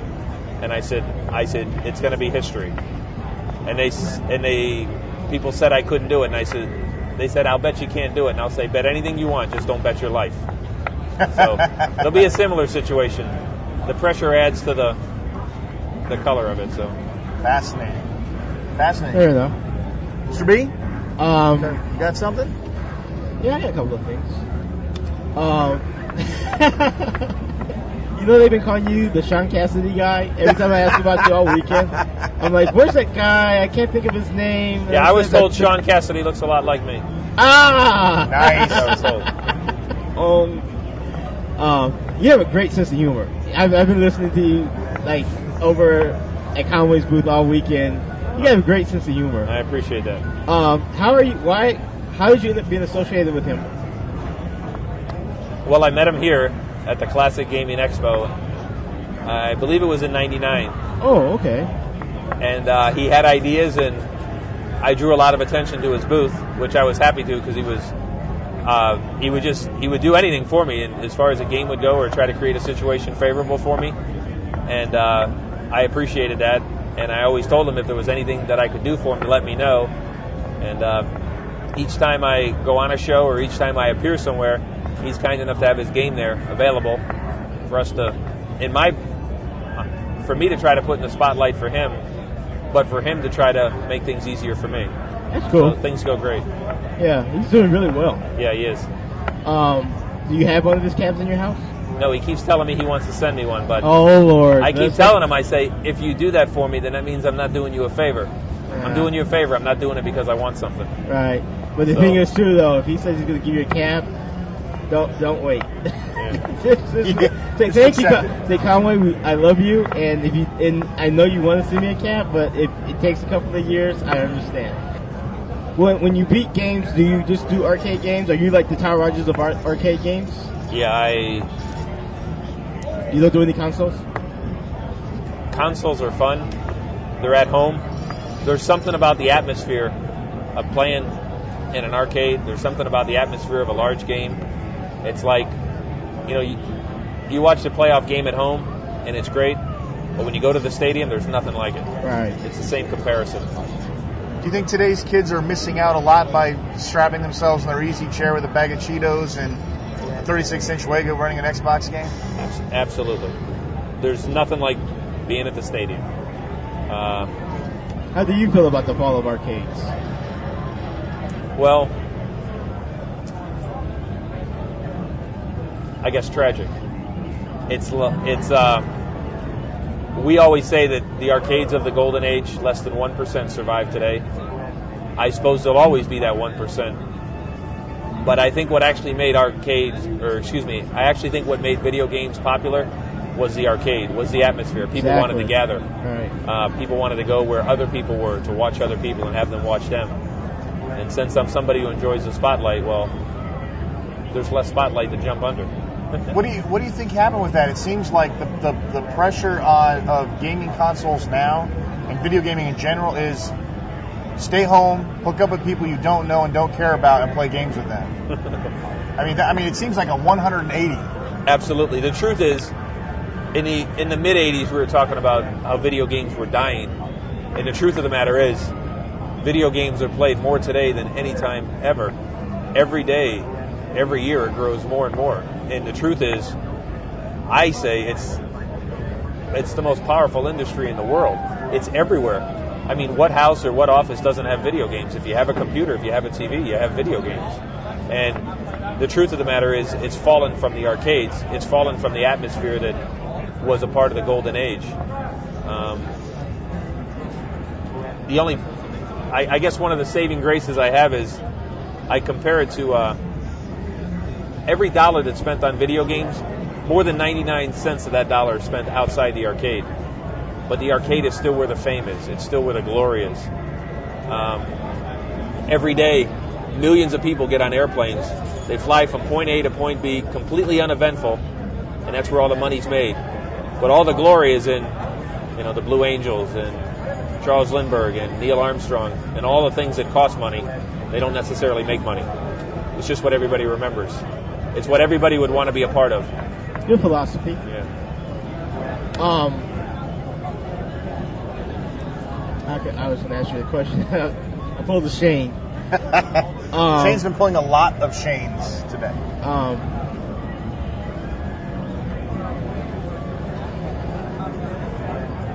Do you think we'll ever go back? Do you think there'll ever be a time when we can get people back into an environment like this? And an arcade environment. Get people back together instead of like wanting to beat each other's ass the whole time? Unfortunately, I think technology will keep us from doing that. It's just too far advanced. It just doesn't have to happen that way. Therefore, it doesn't. I think people don't have to go to the arcade, so they don't. I think people don't have to go out to eat. You can have it delivered to your house, so less people go out to eat. How do you feel about emulation? You tell us. Emulation brings back great memories. Yeah. Game emulations, they bring back great memories. You can have a lot of fun with them. But it's like I said, you can watch something at home, but there's no substitution for the real thing. But you don't think it's a bad thing, or when people submit scores to Twin Galaxies based on MAME, that doesn't kind of bug you, or somebody who might beat, who might attempt a perfect score on Pac Man in MAME? As long as it's categorized differently, which it currently is, then I don't think it's a problem. Okay. You could ask somebody who has the high score on any one of the classic games on MAME, and everybody sort of shrugs their shoulders. Again, it's fun and it does get recognition, but there's no substitute for the real thing. Do you enjoy multiplayer games? Yeah, I do. Competitive or cooperative? No. Like Mario Brothers? Online. Oh, I was going to say, like Mario Brothers, we call it Dirty Marios. Oh, no, we work hard against each other. Okay. If you're familiar with what we just did behind in the next aisle here, there's a guy who drove here from Canada. Tell that story, please, because I think that was just the greatest thing I've ever seen pulled. Well, what happened was, the guy from Canada called me this morning. He says, "Hey, I'm 2 hours away." And I says, "Well, that's good. Hopefully you'll be here for the last day." And he said, "Oh, no, I'll be there." He said, "You still have the Robotron contest?" And he said to me, he says, "I want to ask you about the Robotron contest." I said, "Yeah." He says, "The highest score on Robotron gets a free PC cabinet." And I said, "Yeah, they do." He goes, "Okay, you don't get your name in a raffle." I says, "No, whoever wins it gets the cabinet." And they do. So he said, "Okay, I'll be there in 2 hours." He hung up the phone, and And during that time, I collectively got everybody together. And I said, Dwayne's on his way here. When he gets here, he's going to play Robotron. The contest ended yesterday. There's already a winner. He's going to get his certificate today. So Dwayne walks in. We wanted to make sure he could beat the score, so we lowered the level of difficulty from 5 down to 0. Oh, that's what you guys did. And it still took him how many hours? It took him about an hour. So he's playing the game, and he's playing, and he's sweating bullets, and he's breathing heavy, and he's panting because he wants to win the free game. Scary. In the meantime, as we're filming him play the game, in the background you can see Donald Hayes getting his award, his certificate for winning the contest yesterday and being awarded the cabinet. And Dwayne has no idea as he sits there and plays the game. He finishes playing the game, we all clap, and then I call up Donald, and I congratulate Dwayne that he beat Donald's score yesterday. They gave Donald a free cabinet. The win sort of came out of Dwayne. I mean, Walter says, I want to make sure everybody understands this is not a Twin Galaxies sanctioned thing here. He says this is Billy Mitchell sanctioned. So Billy Mitchell sanctioned. Yeah, we play rough with each other. We don't hold any mercy. That's good. That's good. Do you feel that the significance of high scores and performance in video games is gone with modern video gaming? No, actually, I think people pay more attention to it now than ever for a couple of reasons. The word of and the reporting of scores from people like Retro Gaming Radio, the internet, it spreads more now than ever. And it's easier for people to follow it. I think people have a greater appreciation because I don't know if the lack of video games or video game arcades has created a greater appreciation for what there was in the past. But it seems now, for me, somebody who got a lot of attention in the 80s for playing, it seems like I get far more attention now. I guess what I meant was, do you feel that modern gaming has killed the ability? I mean, modern games are frag fest. There are no scores. There are no. Yeah, I got your question now. Merit. Yeah, even in the arcade, somebody will say to me, "Oh, I got the high score on that," and it's a game where you play it. When you're done playing, you put a quarter in, you continue. Somebody says, I got the high score. You did? Yeah. What did it cost you? $2.50. Yeah, no, that's one of the arguments or the beauties of classic gaming as opposed to modern gaming. Modern gaming is, the graphics are tremendous. Thank you. Sometimes it's more of a story. Yeah, sometimes it's more of a story than it is an actual gameplay. Exactly. How do you feel about those kind of games? The games that are more of interactive stories. Do you, as a game player, the kind of game player you are, do you find much satisfaction in gaming stories? Final Fantasy style things? Not a bit. Not a bit. No, not you like the Twitch games? Yeah. What's your I mean, obviously Pac Man has brought you fame and fortune, hopefully. Other than Pac Man, top 5 Billy Mitchell games of all time. Well, without a doubt, my favorite is Donkey Kong. It has the greatest level of difficulty and the very fewest people that ever excelled at it to any degree. And normally when you like a game like Pac Man, you like its derivatives like Miss Pac Man, which I do. Donkey Kong, you like Donkey Kong Jr., its derivatives. I like Burger Time. I like Centipede. Those are probably the top ones. Those are the ones that I either have the world record or have had it or close to it. Well, yeah, you got to get fairly intimate, I would imagine, to get that. I also like them because they were without a doubt in the top 10 games, popularity-wise, of all times. Therefore, it had the most vicious competition. You know, tomorrow I could take you and I could teach you in a day to get the world record on, Squid Search. Nobody else is trying to get the world record on it. Right. So, yeah. What game has got the best balance of mechanics in it? Would that be Donkey Kong for you? I mean, the best balance of gameplay, addictiveness.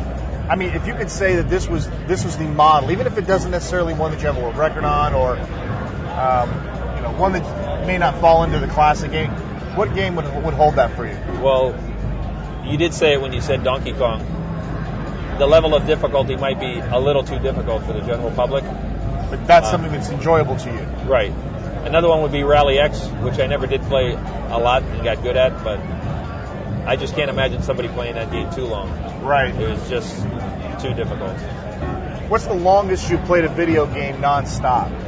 Is there a reason why you asked me that? No.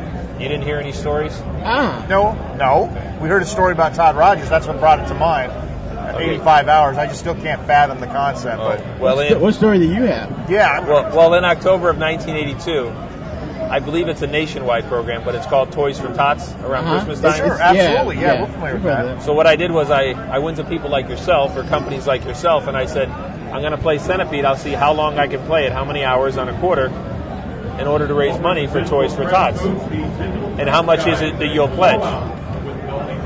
So let's say your company says, well, we'll give you $10 for each hour you can play it. So different companies, different individuals sponsored me different amounts of money.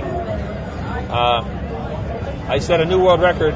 I got 25 million and I played for 47 hours. Oh my God! And a lot of people weren't happy with me. Oh, I bet. What did you? Do you remember the amount of money that you raised for that? Actually, I don't, because somebody did it for me, Ah. and I don't know that everybody paid what they had committed to. How many hours was it again? 47. Oh, Damn, that's a lot of time.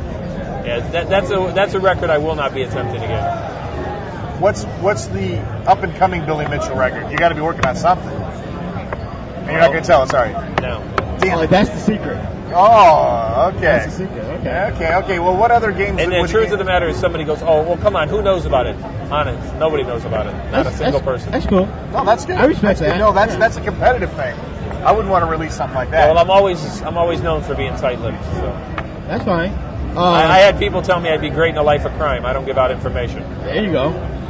That's cool because you don't have anybody saying, no, you can't do it, or having somebody just telling you that you cannot beat Right. this The truth of the matter is, when I do stuff, for example, the record that somebody knows that I have, say, on Donkey Kong, that's not the highest score I've ever achieved. I only publish world records that I do in the proper form, like here or at Fun Spot, in front of a sanctioned referee.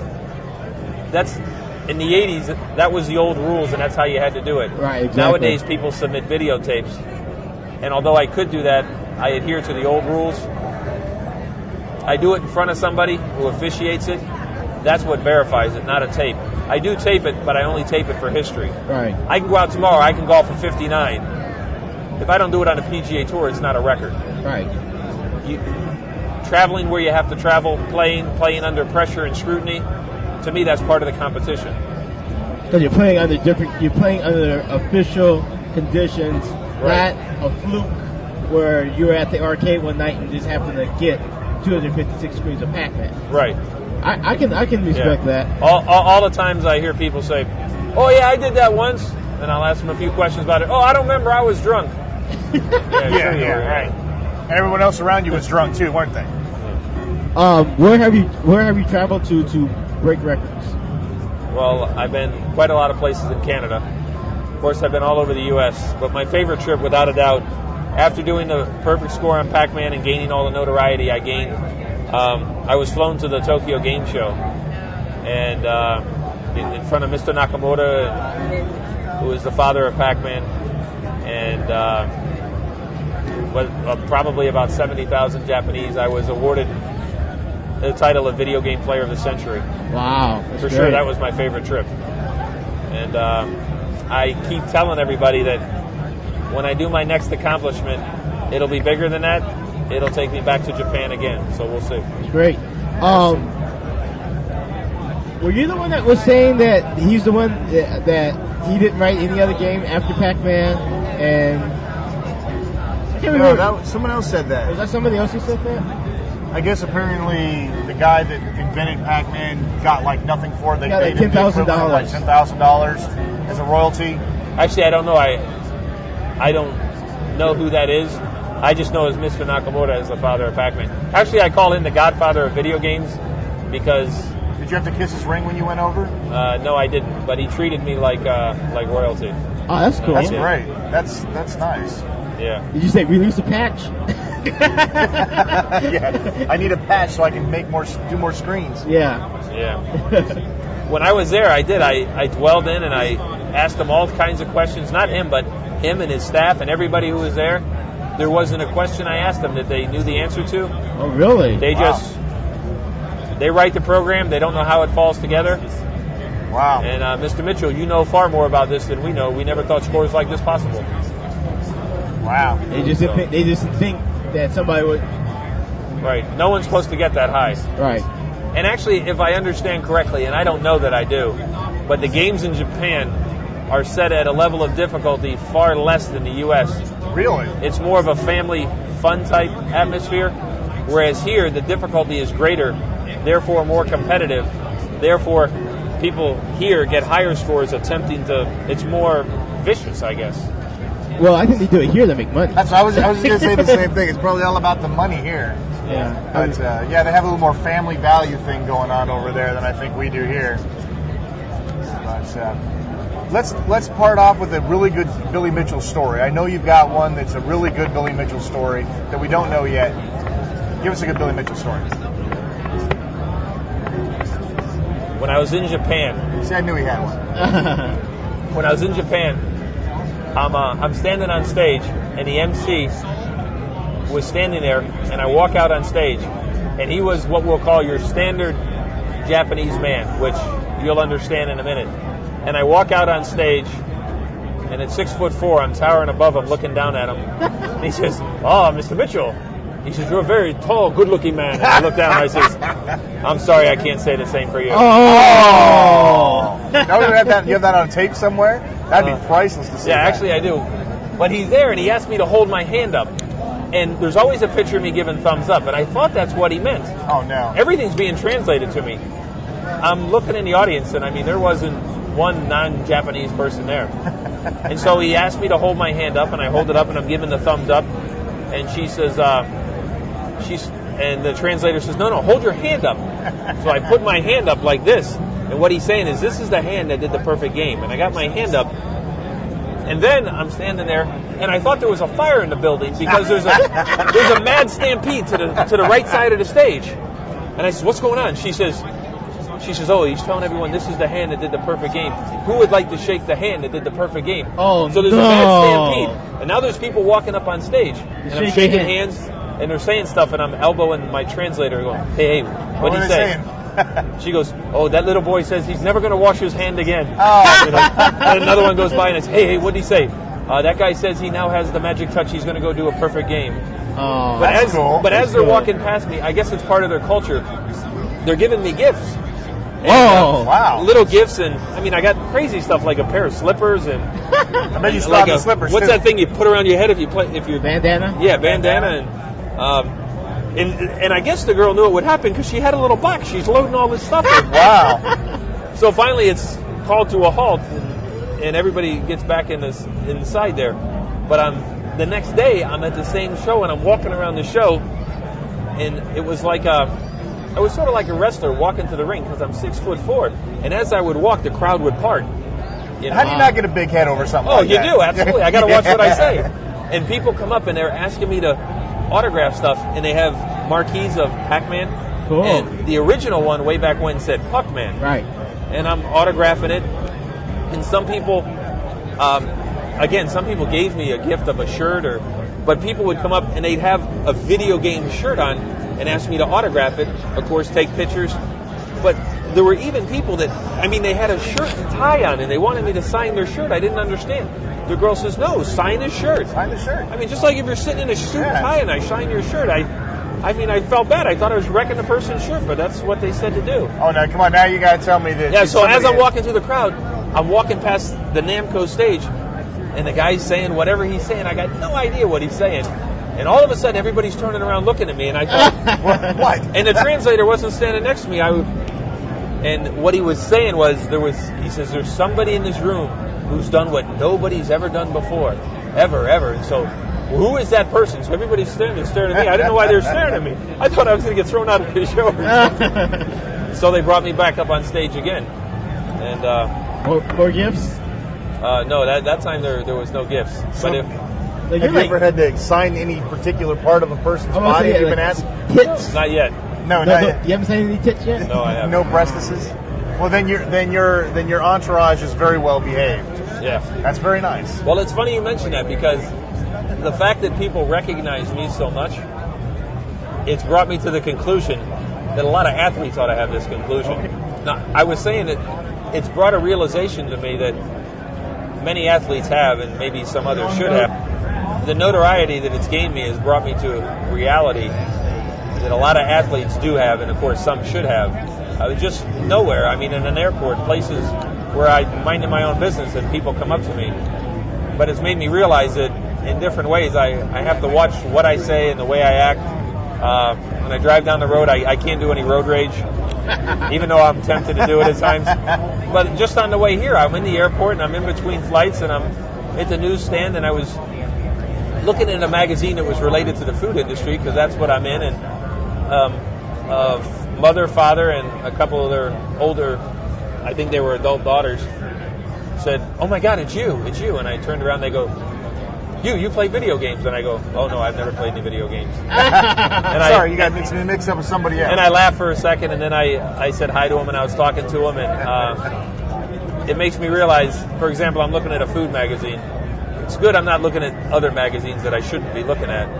Because, you sort of have to watch your behavior. People are watching you, and little kids look up to you, and it's something that maybe everybody or some people ought to take greater pride in. Should be more responsible and realize that they are.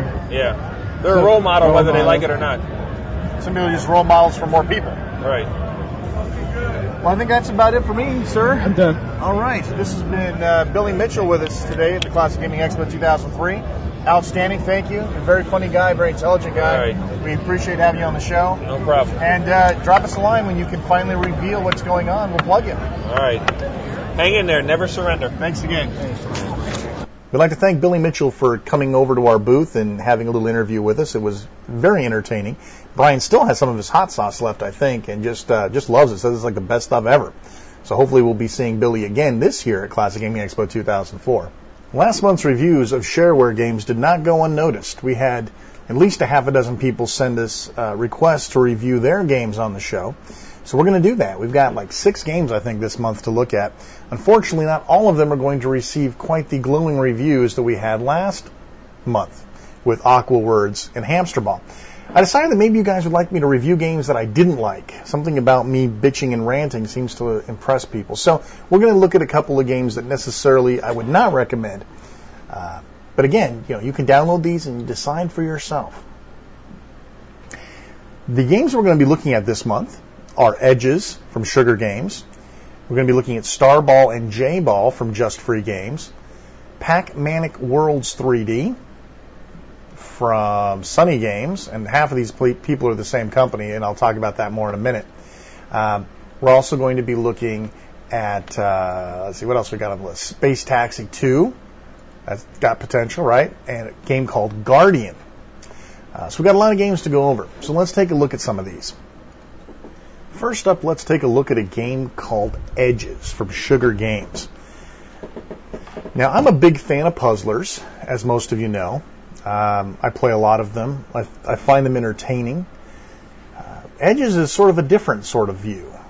Most of the time, we've been seeing an influx of Bejeweled-style games. Match this row, clear that row, match these coins. We've got tons of those sort of games out there, so I was kind of unsure if we needed another row line making sort of game.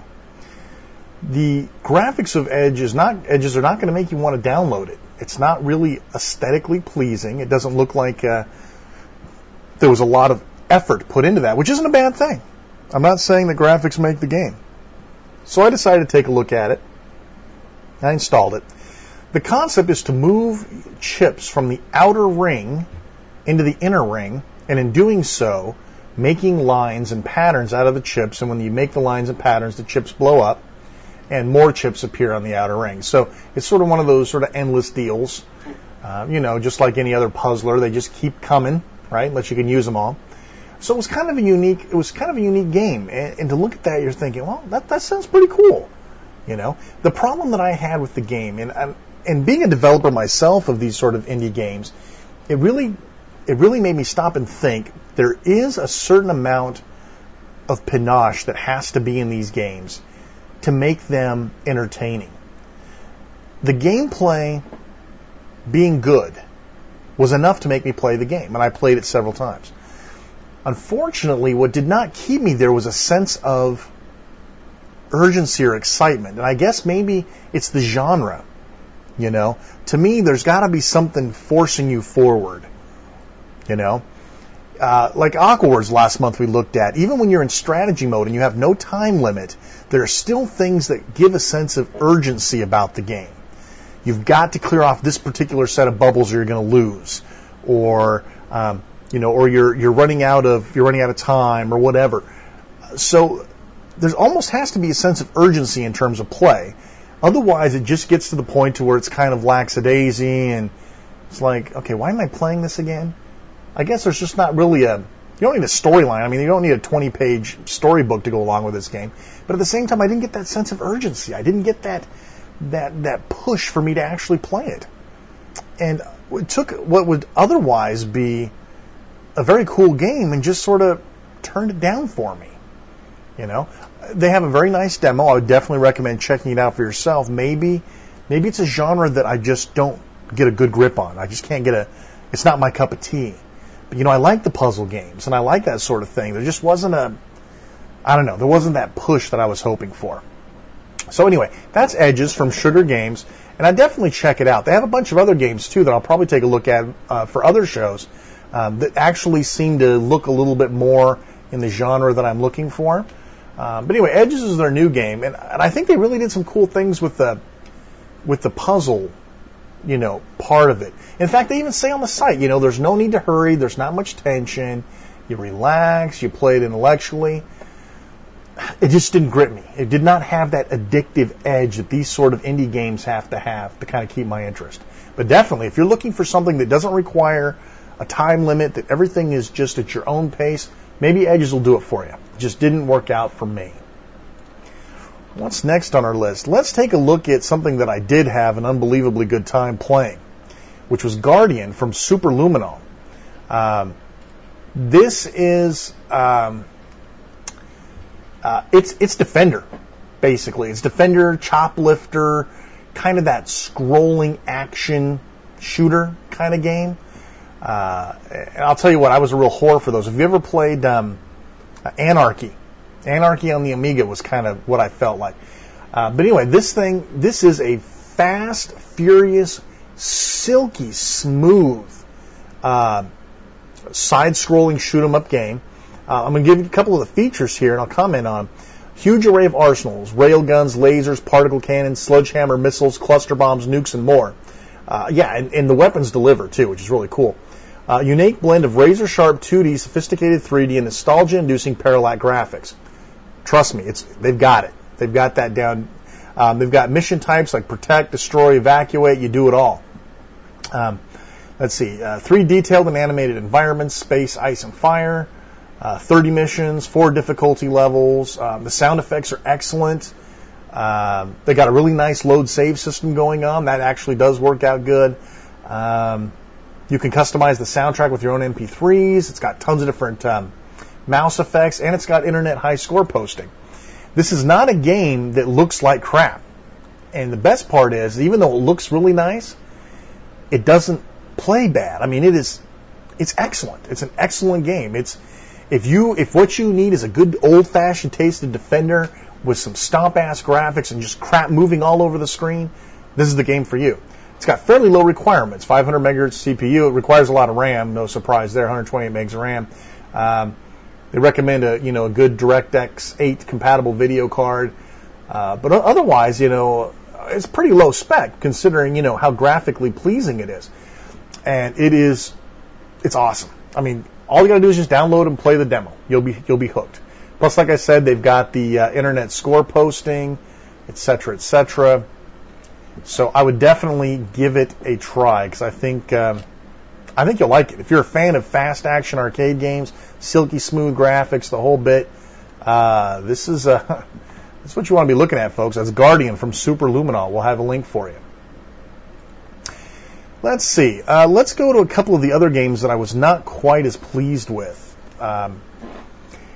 Arkanoid games, to me, okay, I like Arkanoid. I like Break the Brick games. But my God, we have had so many of them. We've had, just alone, the people that I know, just my immediate close friends of developers, everybody's developed Everybody's developed a bat and ball game. All right? You could even say that my VS Ball was almost a break-the-brick game. Not quite, but almost. The fact is the genre has been so overdone that you come to ask yourself, why would somebody even want to try to do another bat and ball game? Well, we have here Starball, which is indeed another pretty much bat and ball game. The graphics are okay. You know, for a bat and ball game, they're about what you'd expect. Lots of weaponry. You know, they've got the standard stuff. They've got bricks that do different things. Gravity shields. They have the standard power-ups, the missiles and the plasma ball and you know, the catch and everything that you'd expect to see in a breakout game. It's just, and it's not a bad game per se. It's just, it's like, oh, man, I've already been here. You know, I played Traz on the 64 until I was almost blue in the face. And Traz has more to it than most modern breakout games have. And I'll tell you what, you know, Starball, it's the thing about Starball, and this is why I'm gonna kind of let it off the hook a little bit. It's free, okay? It's a free download, no registration, so that's, you know, that's something to take into consideration. They're not asking you to pay for it, right? So it's got 30 levels, power-ups, load saves, things like that. The sort of things that you would expect to see in a modern game. And just for free games, and their counterpart, another game that I'm looking at, Sunny Games, they have, like, their websites are identical. I mean, the graphics have changed, but everything else is laid out exactly the same. Kind of makes me wonder, you know, maybe these two companies look exactly the same. Maybe Just Free Games is the free component of the for-pay games, sort of one of those trade-off things that goes to Sunny Games where you actually do pay for the stuff. And we have a Sunny Games product to look at, too, this month. And this is sort of ties into the rant this month, the editorial commentary about games being 3D that don't necessarily need to be 3D. Pac-Manic Worlds 3D, Sunny Games, is Pac Man 3D.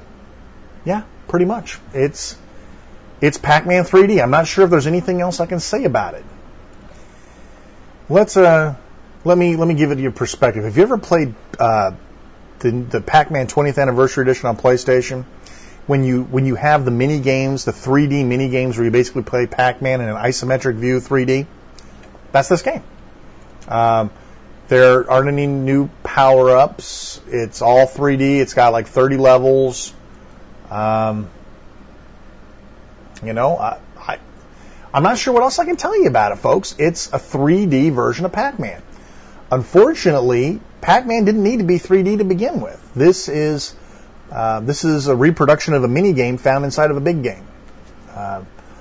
I played it 2 or 3 levels, and I couldn't get over the fact that it was Pac-Man in 3D. There wasn't value add by making this game 3D. So essentially what we end up with is Pac-Man. So I would have rather seen this Pac-Man game be free and have Starball cost money than the other way around. Because I don't know. There was just no benefit from this. If you're a Pac-Man slut and you have to play every version of Pac-Man ever made, you know, this will be what you want to play. Unfortunately, I've played a lot of Pac-Man. I've played the new Pac-Man Arranged. This is like Pac-Man Arranged, only without any of the power-ups or anything. It's like Pac-Man Arranged, only just Pac-Man, right? So I can't endorse this game. I mean, I'm a Pac-Man whore, but Pac-Man didn't need to be 3D. If you're going to make him 3D, you might as well throw something extra on there. As far as I'm concerned, 3D Pac-Man was perfected by Pac-Man Arranged. And unfortunately, this is a very poor man's Pac-Man Arranged. The other thing, too, about a lot of these games, I'm sorry, when I turn the resolution up on the graphics, you know, this is something I got to bitch about 3D for just a little bit longer here. I swear, I'm gonna leave it alone here in a minute. But the whole concept of 3D is you're supposed to be making it look more realistic. It's supposed to be more, you know, involved and real. But again, this illusion thing, You know, if I run this game at 640 by 480 and I run it at 1024 by 768, you'd think that the 1024 by 768 would look better, right? You're turning up the resolution. You're making it look better. But the graphics looked identical from one to the other.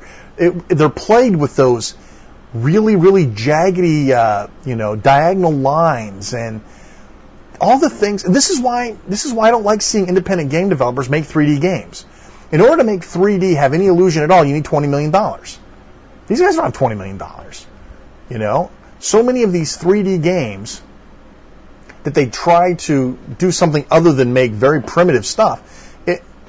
You just don't have the kind of manpower and money and budget and everything else to really do this sort of thing. You know, so it ends up honestly coming out half-assed. You know, I'd so much rather see the indie people spend their time working on really clean 2D games. I don't know. This seemed to be symbolic of everything that I talk about 3D, which is why I have to rag on it a little bit.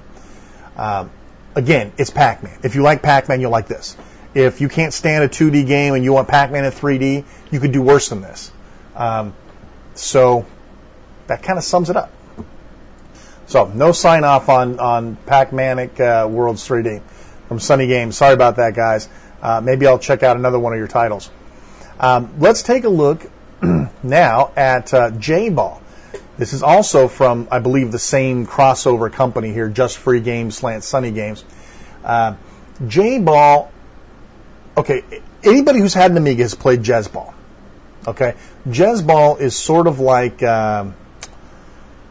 kicks, right? There's balls bouncing around the screen, and you use your arrow indicator to shift either up or down or left and right, and you push a button, and they start drawing a line from that point across the screen, and you know whatever part of the screen you encapsulate without a ball in it, you clear off, right? It's kicks, okay? It's kicks with a little more rigidity in terms of how you draw the lines.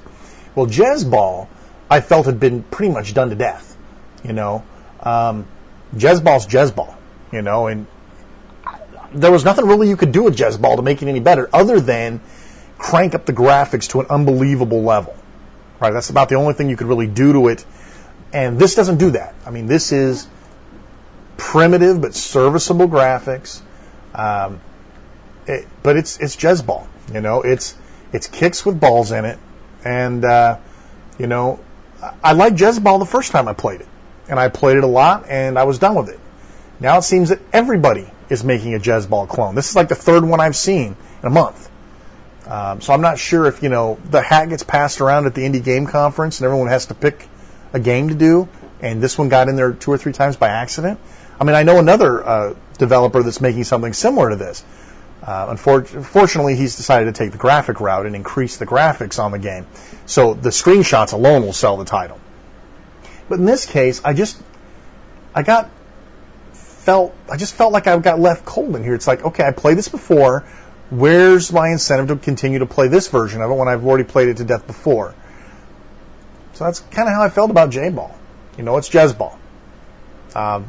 If you've never played Jez-Ball, I can't believe it. Everybody's played Jez-Ball. So anyway, so if you want to check out, if you're looking for a derivative of kicks and you haven't gotten Jez-Ball out of your system yet, J-Ball might be something you want to take a look at. Otherwise, I'd skip it. I'd skip it and go play Guardian, because that's what I'm going to probably play as soon as I get done with this review. We have one more game to look at here, and that's Space Taxi 2. Now, you guys know that I chant and I chant and I chant about how elite Space Taxi was. So I was pretty much ready to hate this game going in, because I don't like games touching my original games. Let me just read you the press here on this. Everybody's favorite yellow cab is back. Space Taxi 2 is a modern remake and sequel of the classic Commodore 64 game Space Taxi.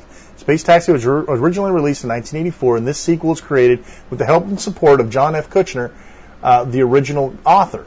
That's always a good plus. Fly your taxi around futuristic space settings, picking up and delivering passengers while avoiding many hazards like falling stars, black holes, bad weather, and more. 24 levels, expert mode for experienced players, online high scores, colorful graphics. The graphics, there's no problem there. Even if you're really tight on what you want graphics to look like, you're going to be good to go here. The gameplay is dead on. Even the physics feel the same. What makes Space Taxi fun is the realistic feeling physics. You know, there was a lot of times in the old days where physics games just weren't really popular. You know, it was more arcade stuff. But physics games like Thrust and Lunar Lander and things like that had their own little niche. And Space Taxi took that niche and gave you something to do with it. You ferried people around from point to point. In this case, they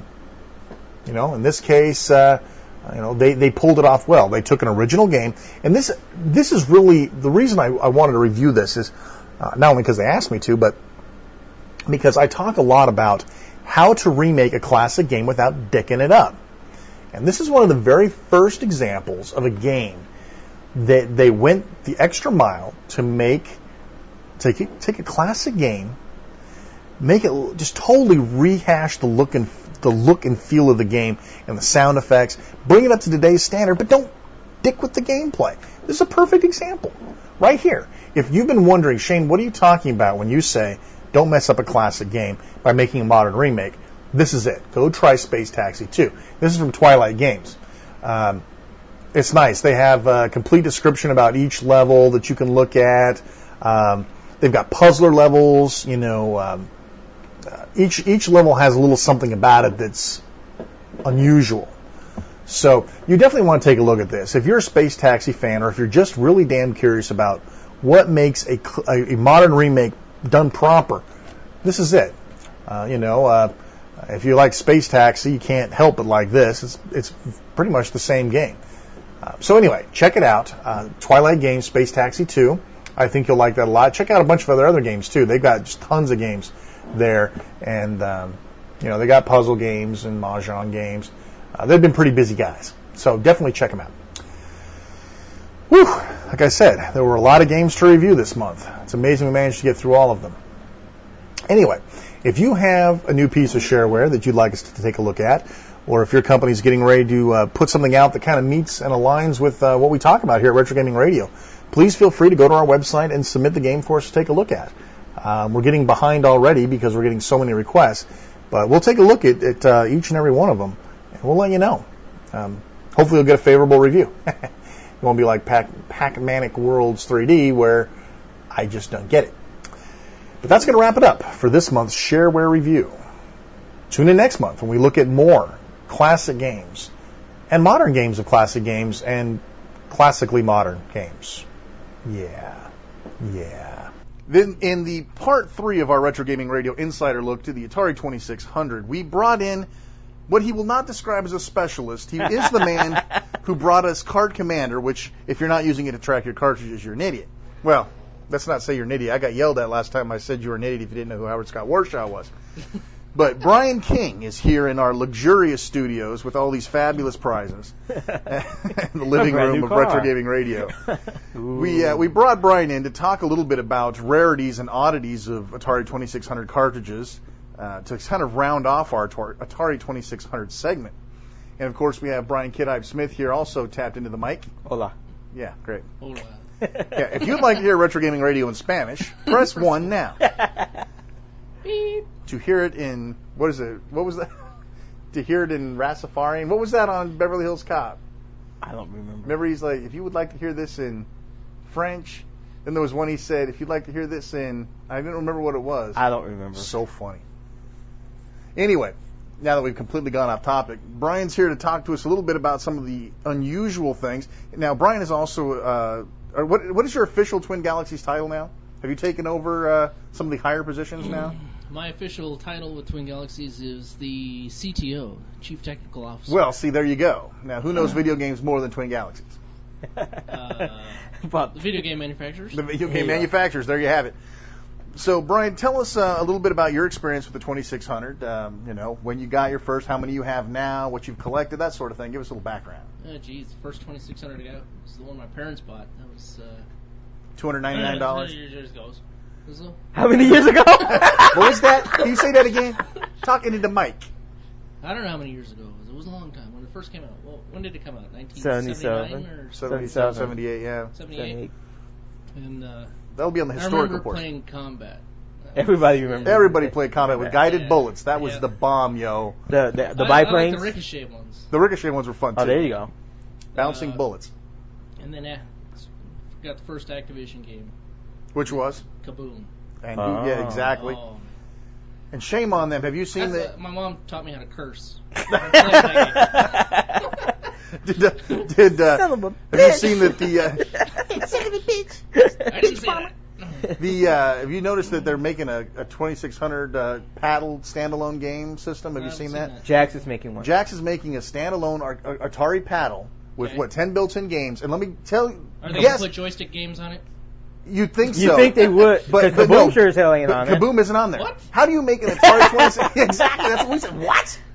They're putting some rare Sears one on there, like I think Warlords is on there. That's Stampede. Well, Warlords should be on there. I mean, that's. I don't think Warlords is on there either. I could have sworn I saw something that looked like Dude, it was Warlords. like every game you're sitting there going, okay, I don't Breakout's remember on that it. one. Super Breakout's yeah, on it. Breakout's on it. Yay. Okay. But how do you not put Kaboom on there? Let me guess. Pong's on there too, right? I don't know. I don't remember. I have to, Wasn't we there like have to a look car? it up. There's a car driving game. There was a car driving game, I think. But you know, Was what Indy they're 500? saying is that this is I going to think be so. the first one that's actually based on true emulation of a 2600. That's what they say. What were the other ones? Just, they're not true emulation. They're some weird. They're like simulations. no-name games. They're like, well, no, I'm like talking about like the Atari 2600. those are all like weird Yeah. simulations. They're not perfect. They're very close, but they are not true emulation. And this is supposed to be the first pack that's going to be true emulation. But it's like, Does that mean great. It's gonna suck. No, I mean, well, yeah, especially if they're not going to put Kaboom on the paddle controller game. I just can't believe they did that. I mean, there's. That's like Shane's in the games tip. that could- Shane, tell me what you bought last night and what was not on it. Oh, man. So this will be, well, we're going to talk about this in another segment, but they had the pirated Nintendo all-in-one controllers at the fair. 76,000 You games give on me it. one? Trust me, you won't want one. You beat Shane with Now, what's really cool is it's a Nintendo 64 controller. It has, Okay. in all honesty, it has about 50 games in it, and then 500 million variations of every It's game. Oh, so it's 76,001. like Space Invaders for the 2600, where it's 112 games. There you Exactly, go. but it's each of the same game. But it comes with an extra controller and a light gun, Okay. and the light gun works really good. I was playing Duck Hunt this morning before Homerhead here got up because he was sleeping all morning. But Because it was up till 4 o'clock. it was $35. Talking to you. Battery power. Yeah, nice. But anyway, so we got that, and I asked the guy specifically if it had Pac Man on it because my wife loves NES Pac Man. Right. He's like, Pac Man, yes. No Miss Pac Man. No Miss Pac Man, but Pac Man, yes. So I get it home. Well, we got it this morning. I hooked it up, and it's got Pac Man, 123, Pac Man 223, Pac Man XQL. And every single one of them brings up Mappy with some little. It brings up Mappy with some little blue-looking robot instead of Mappy.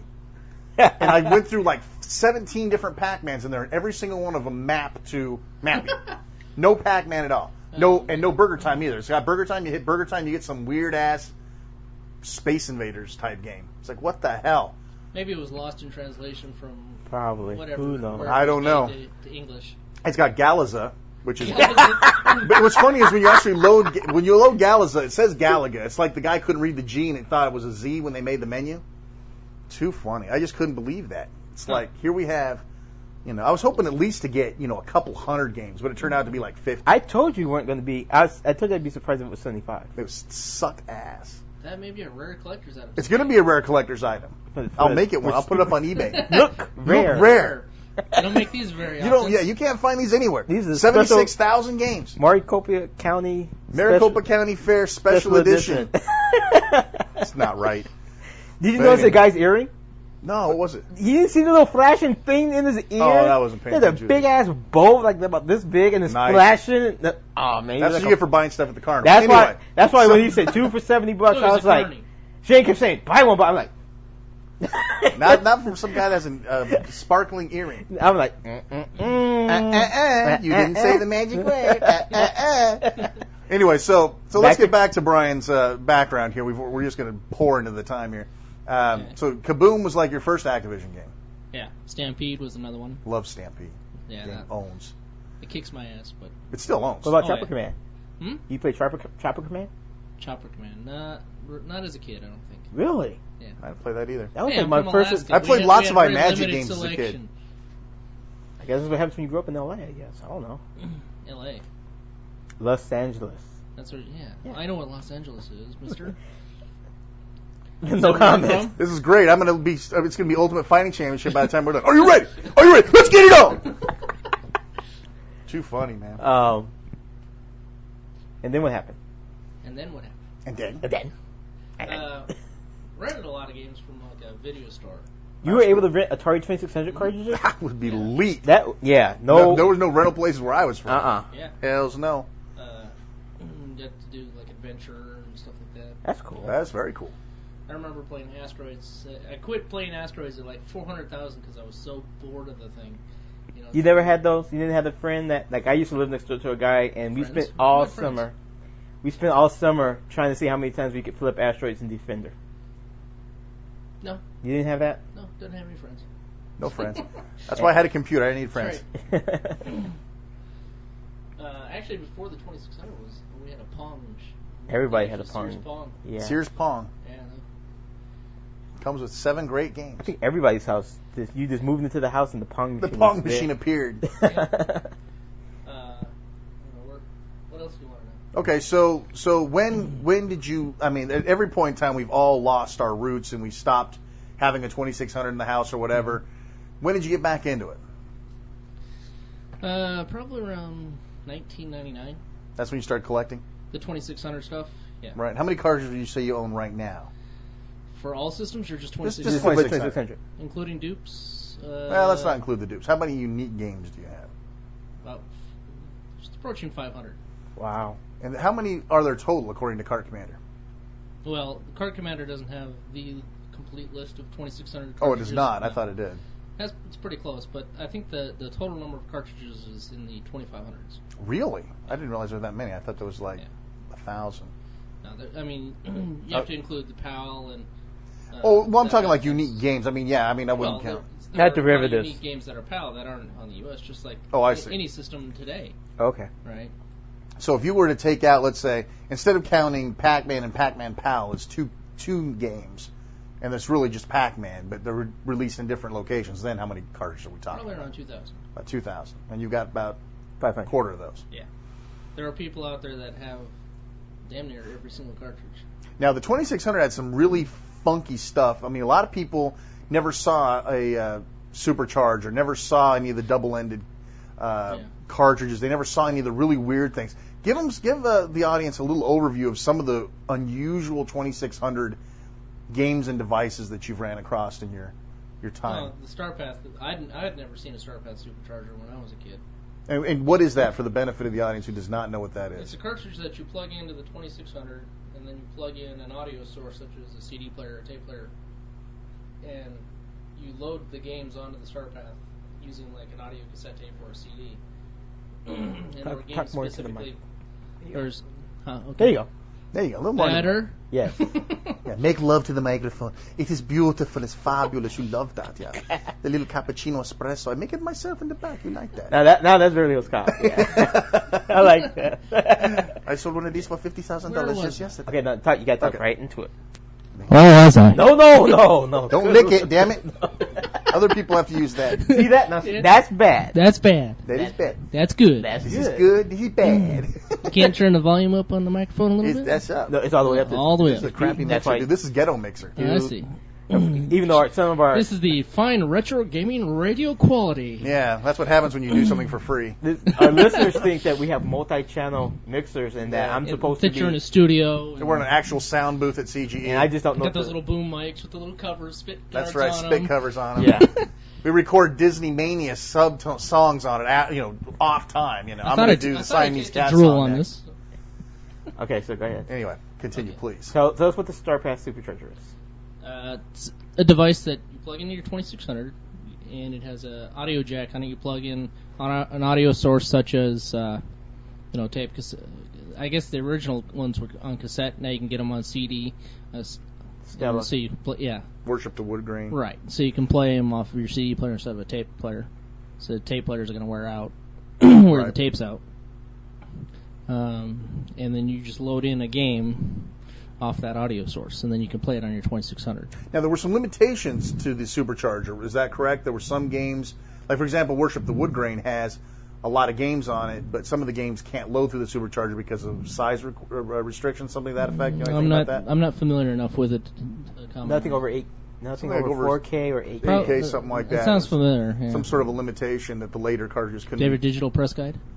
No, I don't have that handy. Oh. Yeah, they don't. They didn't comp me a copy of that yet. So anyway, Atari I know you can get an extra copy. I think. Atari girl, if you're listening, hook a brother up. Yeah, we got to hook a brother up. Send us a copy of digital press. We're too poor. We have to pay for the booth this year. Anyway, so okay. Other than the supercharger, what are some of the other interesting and unique things that you have seen for the 2600? Good question. I mean, there's nothing that really just leaps out and says, "Hey, I'm the most unique thing you've ever seen." Well, were there enhanced cartridges, things like? They're like there are some cartridges with the RAM Plus on it, so it has additional RAM on the cartridge, so that you can get bigger games, and I think you could actually save games. Don't quote me on that one though. Did you ever have a copy of Chase the Chuck Wagon? Or yeah, I wish. Seeing those nice rarities. Give us a list of, if you could say right now, the 5 Atari 2600 cartridges that you would basically take a human life for, what would they be? None. Oh, come on, play along. Come on. I can give you some names if you'd like the people that you could take out for the cartridges. Okay. No. Top 5 of well, Brian Chase the Chuck Wagon, obviously. Chase the Chuck Wagon. And that's based on the Purina Chuck Wagon, right? Chuck Wagon? Yeah, it was Chuck Wagon. Yeah, that was based on the old Purina Chuck Wagon. That one you could only get through by sending in coupons and crap to get. So it was like never for retail. No, it was never retail. Gotcha. Same as the Kool-Aid cartridge, right? Well, I have Kool-Aid Man. Oh, you do have Kool-Aid Man. That one's not very rare. That one was a general release from Mattel, I believe. Okay. I thought that was the only through Kool-Aid you could get that cartridge. I don't think so. Now, what was the game that you cut off the back of a honeycomb box? I know. I keep remembering something about that. Don't think Purina put that one out. No, Purina didn't cut that. But what else? Okay? So Chase the Chuck Wagon. Air BMX, I believe, is another really rare one. And why is that rare? Just short supply? Yeah, generally the rarity comes because the game really, really sucked. Oh. Nobody wanted to buy it. Really? With the exception of being E.T. E.T. was the crappiest game on the 2600. And everybody had it. And everybody had it. Which is true. With about 1 million copies destroyed. With 1 million copies destroyed, and everybody had it. Right. Scary thought. And you can still find about 20 or 30 in the wild. In the wild. Yeah. Where they grow. Yep. Where they should be. Not in the 2600. If you need an extra one, I think I have an extra one in my house. I can give you. Nice, great. Along with 30,000 combats. Yeah. So Air BMX. That was your second choice. Yeah. What's the third one? What would be your third most desirable? What's the name of that game? You're putting me on the spot here. Say it. What the hell? It's not River Raid. What the hell is it? It's like River Raid, like River Patrol. Ransom? I think. River Patrol. I think River Patrol is the name of it. That one went, I think, on eBay for like $500. Wow. Scary. Yeah. That one I think was brand new in the box. Still. Yeah. But still, I wouldn't pay $500 for a cartridge. Just can't do What's the most you've ever spent on a cartridge? $40. And what's the most cartridges you've ever traded for one cartridge? 7,000 combats. I really haven't traded any cartridges. That's cool. Most of the cartridges I've gotten have been at thrift stores, and there used to be a place here called Pop Culture Classic. They've disappeared. They're still around. They just moved down the street. Where? It's on the same street, but they Every moved year into this little tiny. No, they're not. They left there now They're again. gone. Every time it comes Every out here, street. Shane, we have this discussion. You keep saying they Dude, moved. I and was poor there. Brian can I never- went in there. They did move. You did But actually they- find it when they moved? Yeah, I went back there after they moved. And Oh, okay. He still wanted $10 for a combat. And it's like It's like people have eBay I'd like now. to buy You can't screw us. I'd like to buy 100 cartridges. You want to give me a deal? No. Nope. Okay. Bye. Take care. Oh yeah, sure. $3.99. Well, they sold me my Nomad. Hmm? He did get a good. He I did got get a the good deal on Nomad. the Nomad. A good deal on a Nomad. Yeah, I think after you guys bitch shit him, he said, I can't take this anymore. Close the doors. Oh, That's really? it. We were personally responsible. We broke the camel's back. Personally responsible for the classic Yeah, closing of pop culture. A large chunk of my collection came from when I first found that place. Talking to Mike. They had, Clip on. basically, yeah. I need a clip. Why don't you take mine? Why don't we pause it? Because he can't. Because that doesn't go very far. He'd have to like be sitting in your lap. Is that good? Oh. Hello? Testing. So tell us. Tell me about your mother. Move it up a little closer to you. We'll do Eliza with him.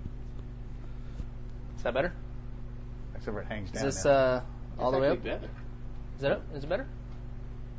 It's a little low on him though, isn't it? But like when you talk, that was low on you too. That's true. That's all good. So you'll be the loud mouth. Me? No, No, him. me. Oh, good. I never talked about you that way. Is this all the way up? Down here? Or is this just That's on just off? that's just on on off off, switch. Okay. Oh. Well, I hear the rats are about there. Just scratching in there. Okay, go ahead. Okay, so we were talking about we talked River Patrol. That was number what was that number 3? We kind of got Yes. segued there. Number So what's 3. number 4 on the Brian King want list for 2,600 Want cards? list? I think it's Rubik's Cube. Rubik's Cube. I think What that's makes that one rare? limited quantities. limited I think quantities? I think that one came out near the end. Right. Is that an Atari Club one? Uh, that Atari, or is that their? Didn't they come up with a Rubik's Cube type game? I think it was just near the end of the life of the 2600. I think is what made that one. Well, I mean that's what made a lot of the newer cartridges rarer, because everybody had already moved on to, the newer consoles like the NES and Sega Genesis and all that stuff. Okay. And number 5, Probably Waterworld. Waterworld. I was wondering if we were going to get a Sword Quest game in there. Yeah, because everybody wants Waterworld. I'd like to get it just so I can see what all the hoopla's about. No, there's no hoopla. It's just everybody wants it. Yeah. Well, can't you get the ROM and play it in the emulator? Well, sure, I could get the ROM for every game I wanted, but what's the point of that if you're going to be collecting? Yeah, can't do that for collecting. Speaking of collecting, I mean, it's a good segue here. A lot of the audience has asked us in the past about how to get started collecting certain things. Where do you get the best deals? What do you stay away from? What you mentioned thrift stores and whatnot before, but now that eBay has hoarded its way into everybody's lives, what's the best way now for someone who doesn't want to get raped by eBay to go out and start getting some of the mid to low ends? Do you have any have any recommendations? Thrift stores are probably the best way to do it. You can still get stuff at thrift stores. Yeah. They don't know. They still don't know what they've got and what it's worth. Well, to them, it's not worth anything. Right. Other than, they might charge you $1 or something for a cartridge. Yeah, but you're not going to find the best quality stuff in a thrift store. But I've found probably 50 cartridges in thrift stores. And if anything, if they're dupes, then you can use them to trade for other stuff, or you can put them on eBay yourself and call them rare. Rare. Look. Rare. Mint. Found in the wild. Found in the wild. Must have. Must see to appreciate. Only 20 million other people own Combat. Yeah. You must have this cartridge now. Okay, so thrift stores are one outlet. What about how does someone go around getting into the private sector where people actually trade quality? And you can find the audience of people that aren't going to screw you over. Or does that even exist? I mean, yeah, there's lots of people out there who will even give you cartridges for free to help you start out.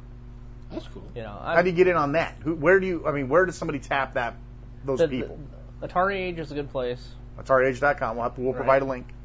And news groups such as alt.rec.games.collecting, and there's also ones for arcade games. Gotcha. IRC. You go to FNet and go to RGVAC, and there's a couple others in there for collectors of classic stuff. Those are probably your best sources of people, because those are the hardcore collectors, such as ourselves. Other than that, you just have to. Yard sales would be a good place to look.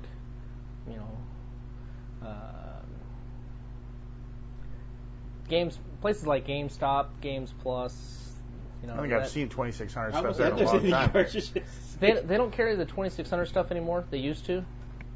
But there might be like a mom and pop shop, right? Game store that might have them, but probably you're going to be paid premium price in there as well. Sure. Because they're a retail store, they have to pay rent and everything else, so they're not going to say, hey, we'll give you a Waterworld for $5. Let's talk for a minute about value. Give us kind of a breakdown. Let's take a mid-level, like say a $10 cartridge, a $10 game. You can pick one out of your hat. And tell us how the value of that cartridge is affected by, say, the wear of the label, the wear of the connector pin, whether it's in the box or not, whether you have original documentation. Right. If you're going to buy this particular game and you were going to buy cartridge only, contrast and compare for us how much more you should pay for a box. How does that affect the value? Well, that's really subjective. I mean, collecting anything, it's based on what the collector views as a value to them. Right, value add. I mean, I personally like cartridges that are in the box. Right. And I'll never open that box. But there are people out there who brand new in a box, and they go and they open it up and they go through the manual and they plug it in and they play it, and to them the box is just whatever. There are people out there who just collect boxes, period. They don't care if they're flattened or torn or whatever. They just want the art. Right. So it's going to depend a lot on the collector, but what's the there's a general consensus. If it's new in the box, it's worth more. Well, sure. Can you throw us a percentage? Just something that people can know that when they go shopping, they're not getting screwed. Oh man.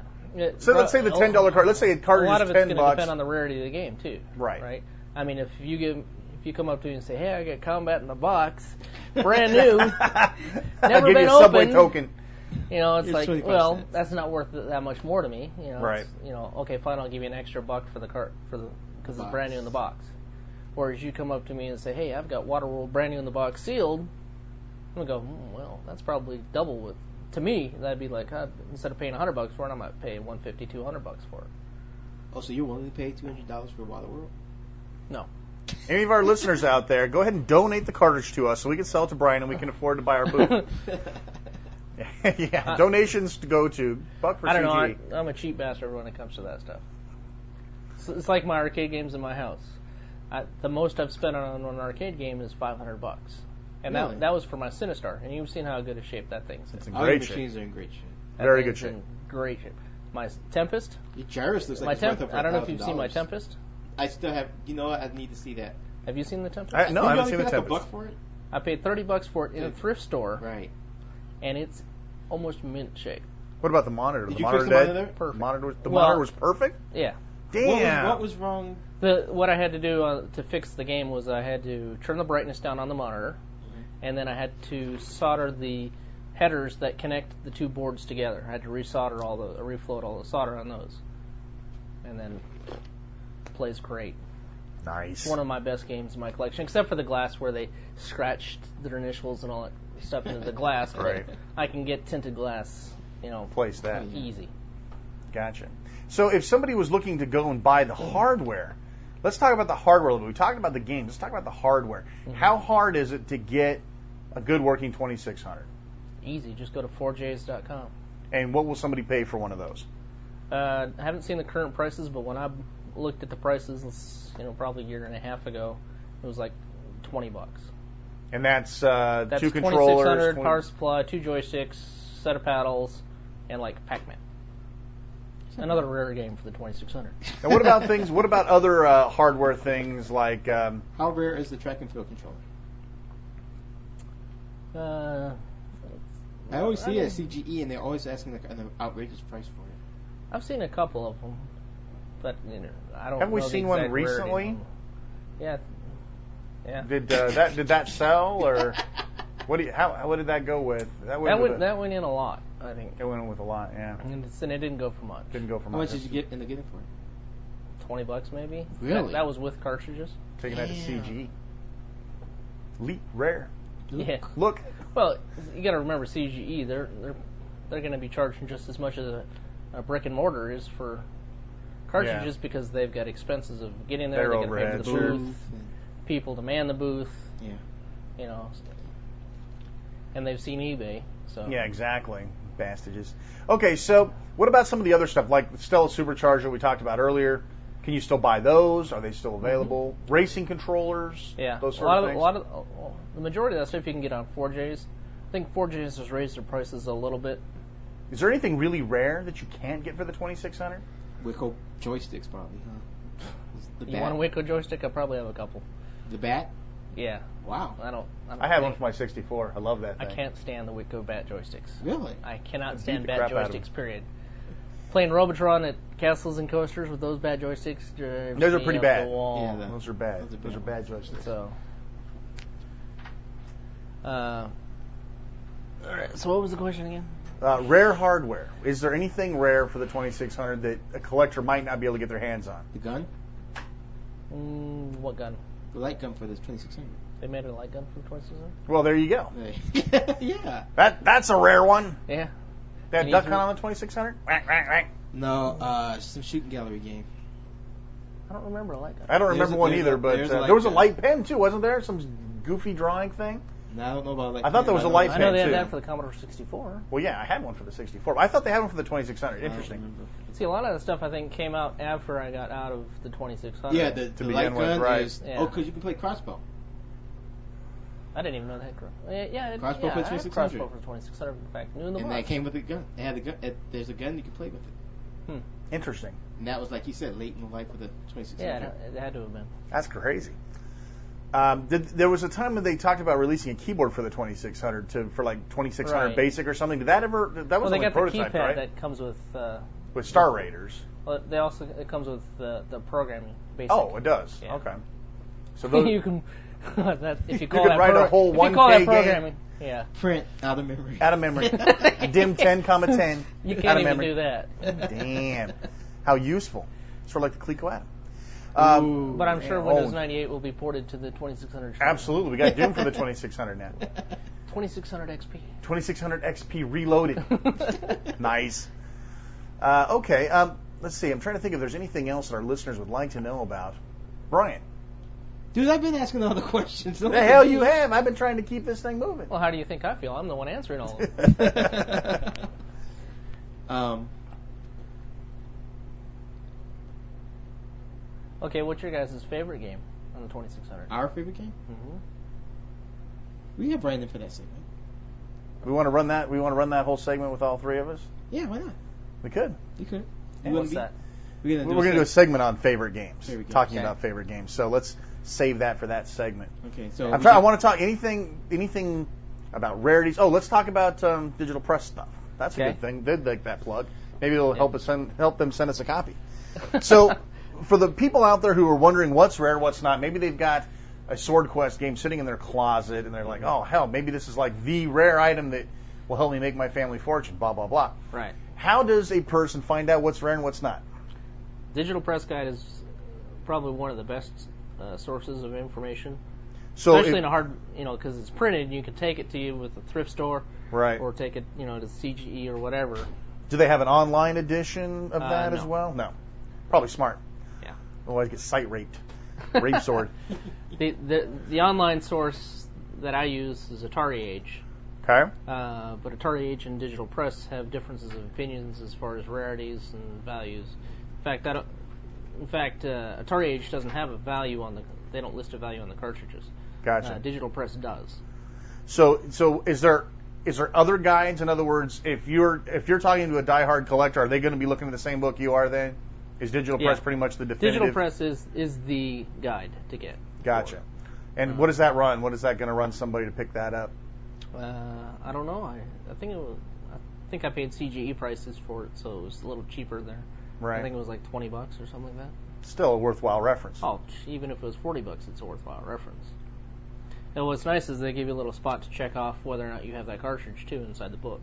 Speaking of checking off whether you have the cartridge, let's talk about Cart Commander for a little while. We've mentioned Cart Commander on another show, but we've changed audiences a little bit from time to time, and it's been a couple years.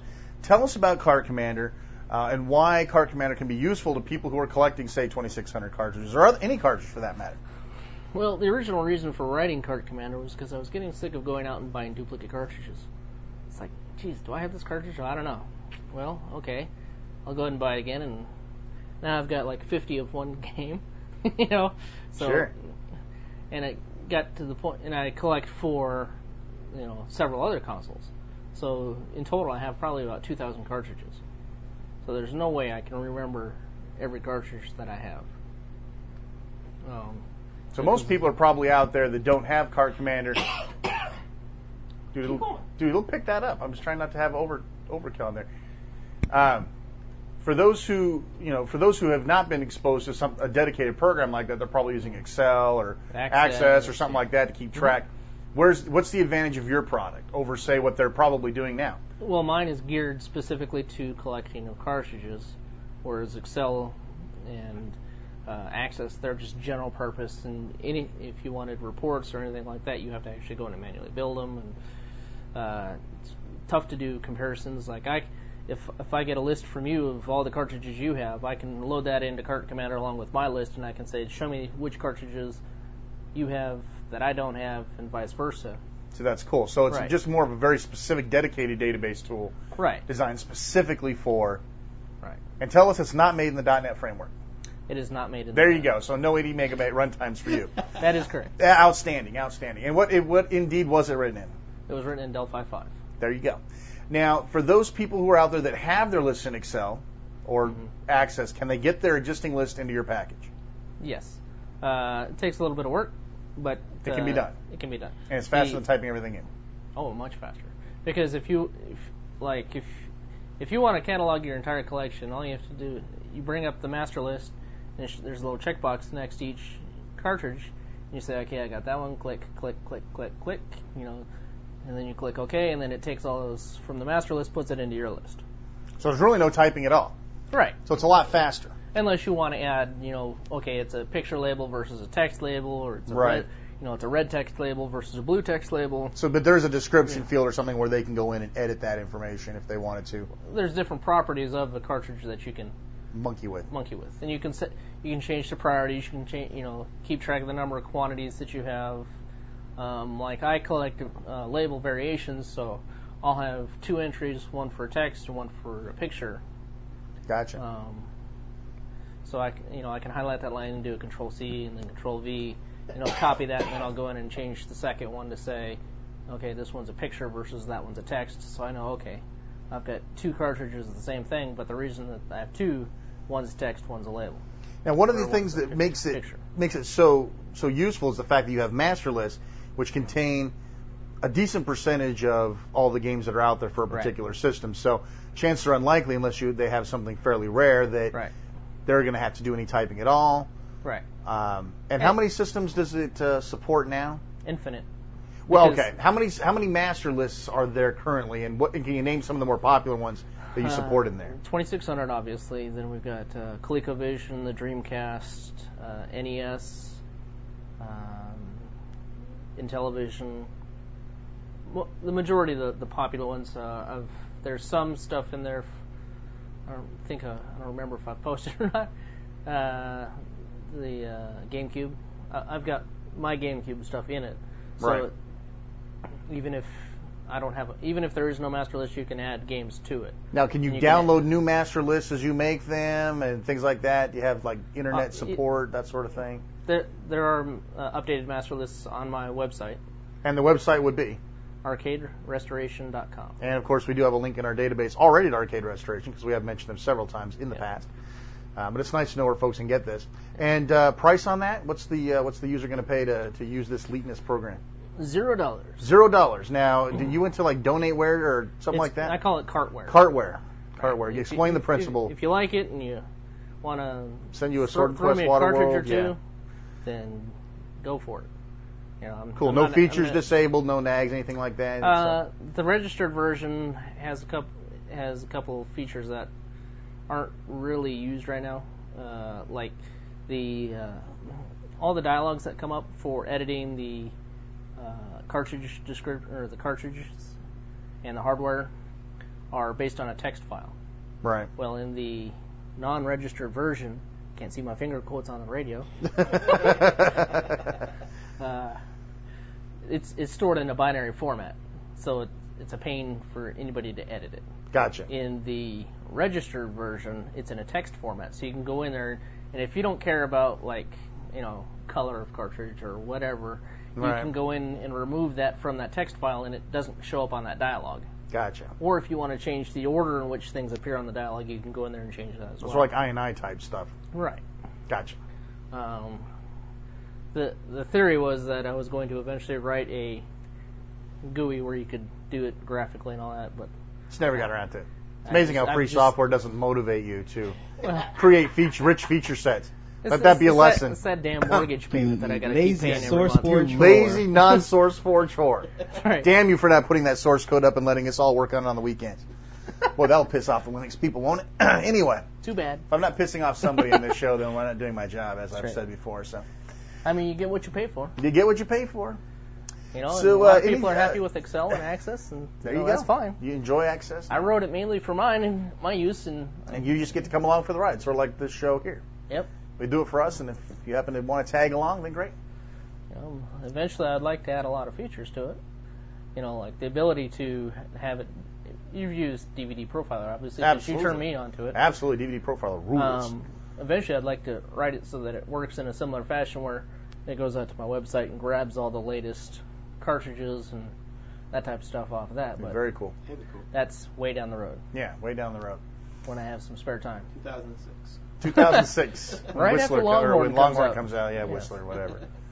I can't even keep track of the Windows releases anymore. Okay, well, arcaderestoration.com. Of course, if you're interested in Card Commander, seeing Brian King's other good stuff that he's got going on there. What other sort of stuff is on Arcade Restoration for those who have not yet been there? It's a plethora of information.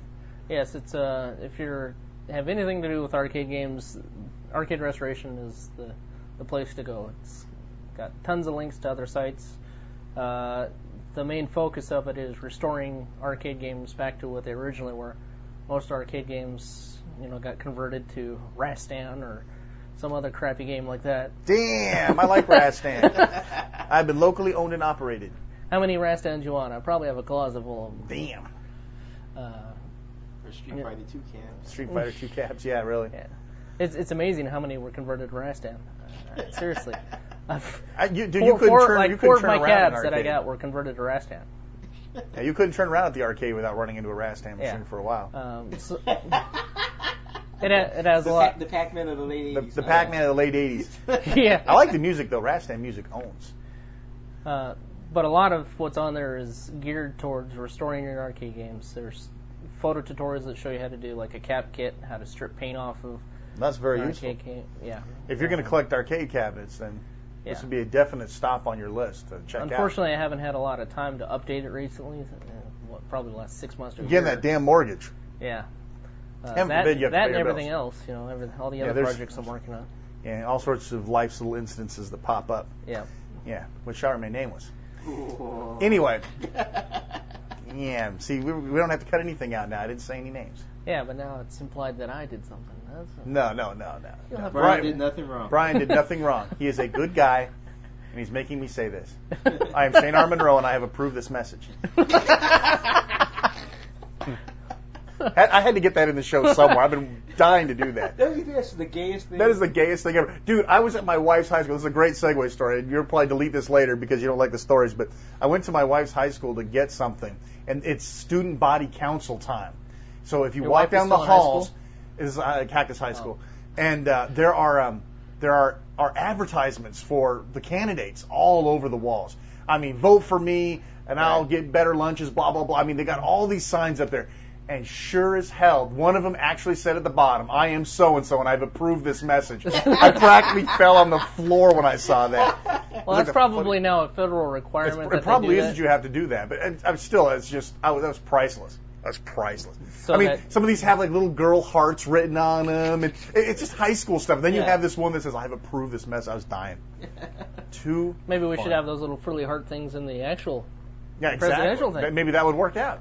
Maybe draw little lips and little XXX's and O's on there. That's right. That's right. Be a happier, gentler, kinder election this year. That's right. Rah! Rah! I'm Harry D. Rah! Let's go to Arizona. Rah! Too funny. Okay, well, we're going to wrap this up with Brian King, and Brian Kid Hype Smith is also here with us. Hola. Hold up. Yeah, great. Yeah. We'll be running simulcast in Spanish for you, for those of you who know. Anyway, that's going to wrap up our final segment on the Atari 2600 Retro Gaming Radio Insider Look. And hope you enjoyed it. We'll be doing lots more Retro Gaming Radio Insider sessions on our future shows. Thank you very much. Thank you very much. Thank you very much.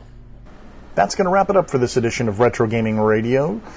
We'd like to thank the good folks over at speedhost.com for hosting our site, hosting our show. We'd like to thank the guys over at the Classic Gaming Expo for their eternal goodwill throughout the year and through this busy pre-CGE showtime.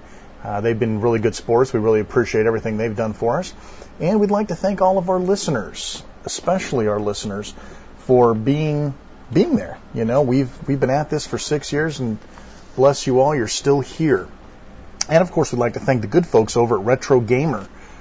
We are now, of course, as you know, slightly affiliated with. We're doing a little banner exchange, as you saw. They're giving our listeners a good discount on their very excellent magazine. I have not seen this sort of quality in magazines for a while, and it's really nice that we can be kind of associated with that. So it's a good thing. Definitely check their magazine out. For those of you who are interested in looking for a local copy, check over at Fry's Electronics if you're here on the West Coast. They do carry copies of the magazine in store, so you can browse through it and see just how good it is. That's going to wrap it up for this edition of Retro Gaming Radio. As I said before, this is Shane Armonroe, Brian Kidhype Smith, saying until next time, keep it retro.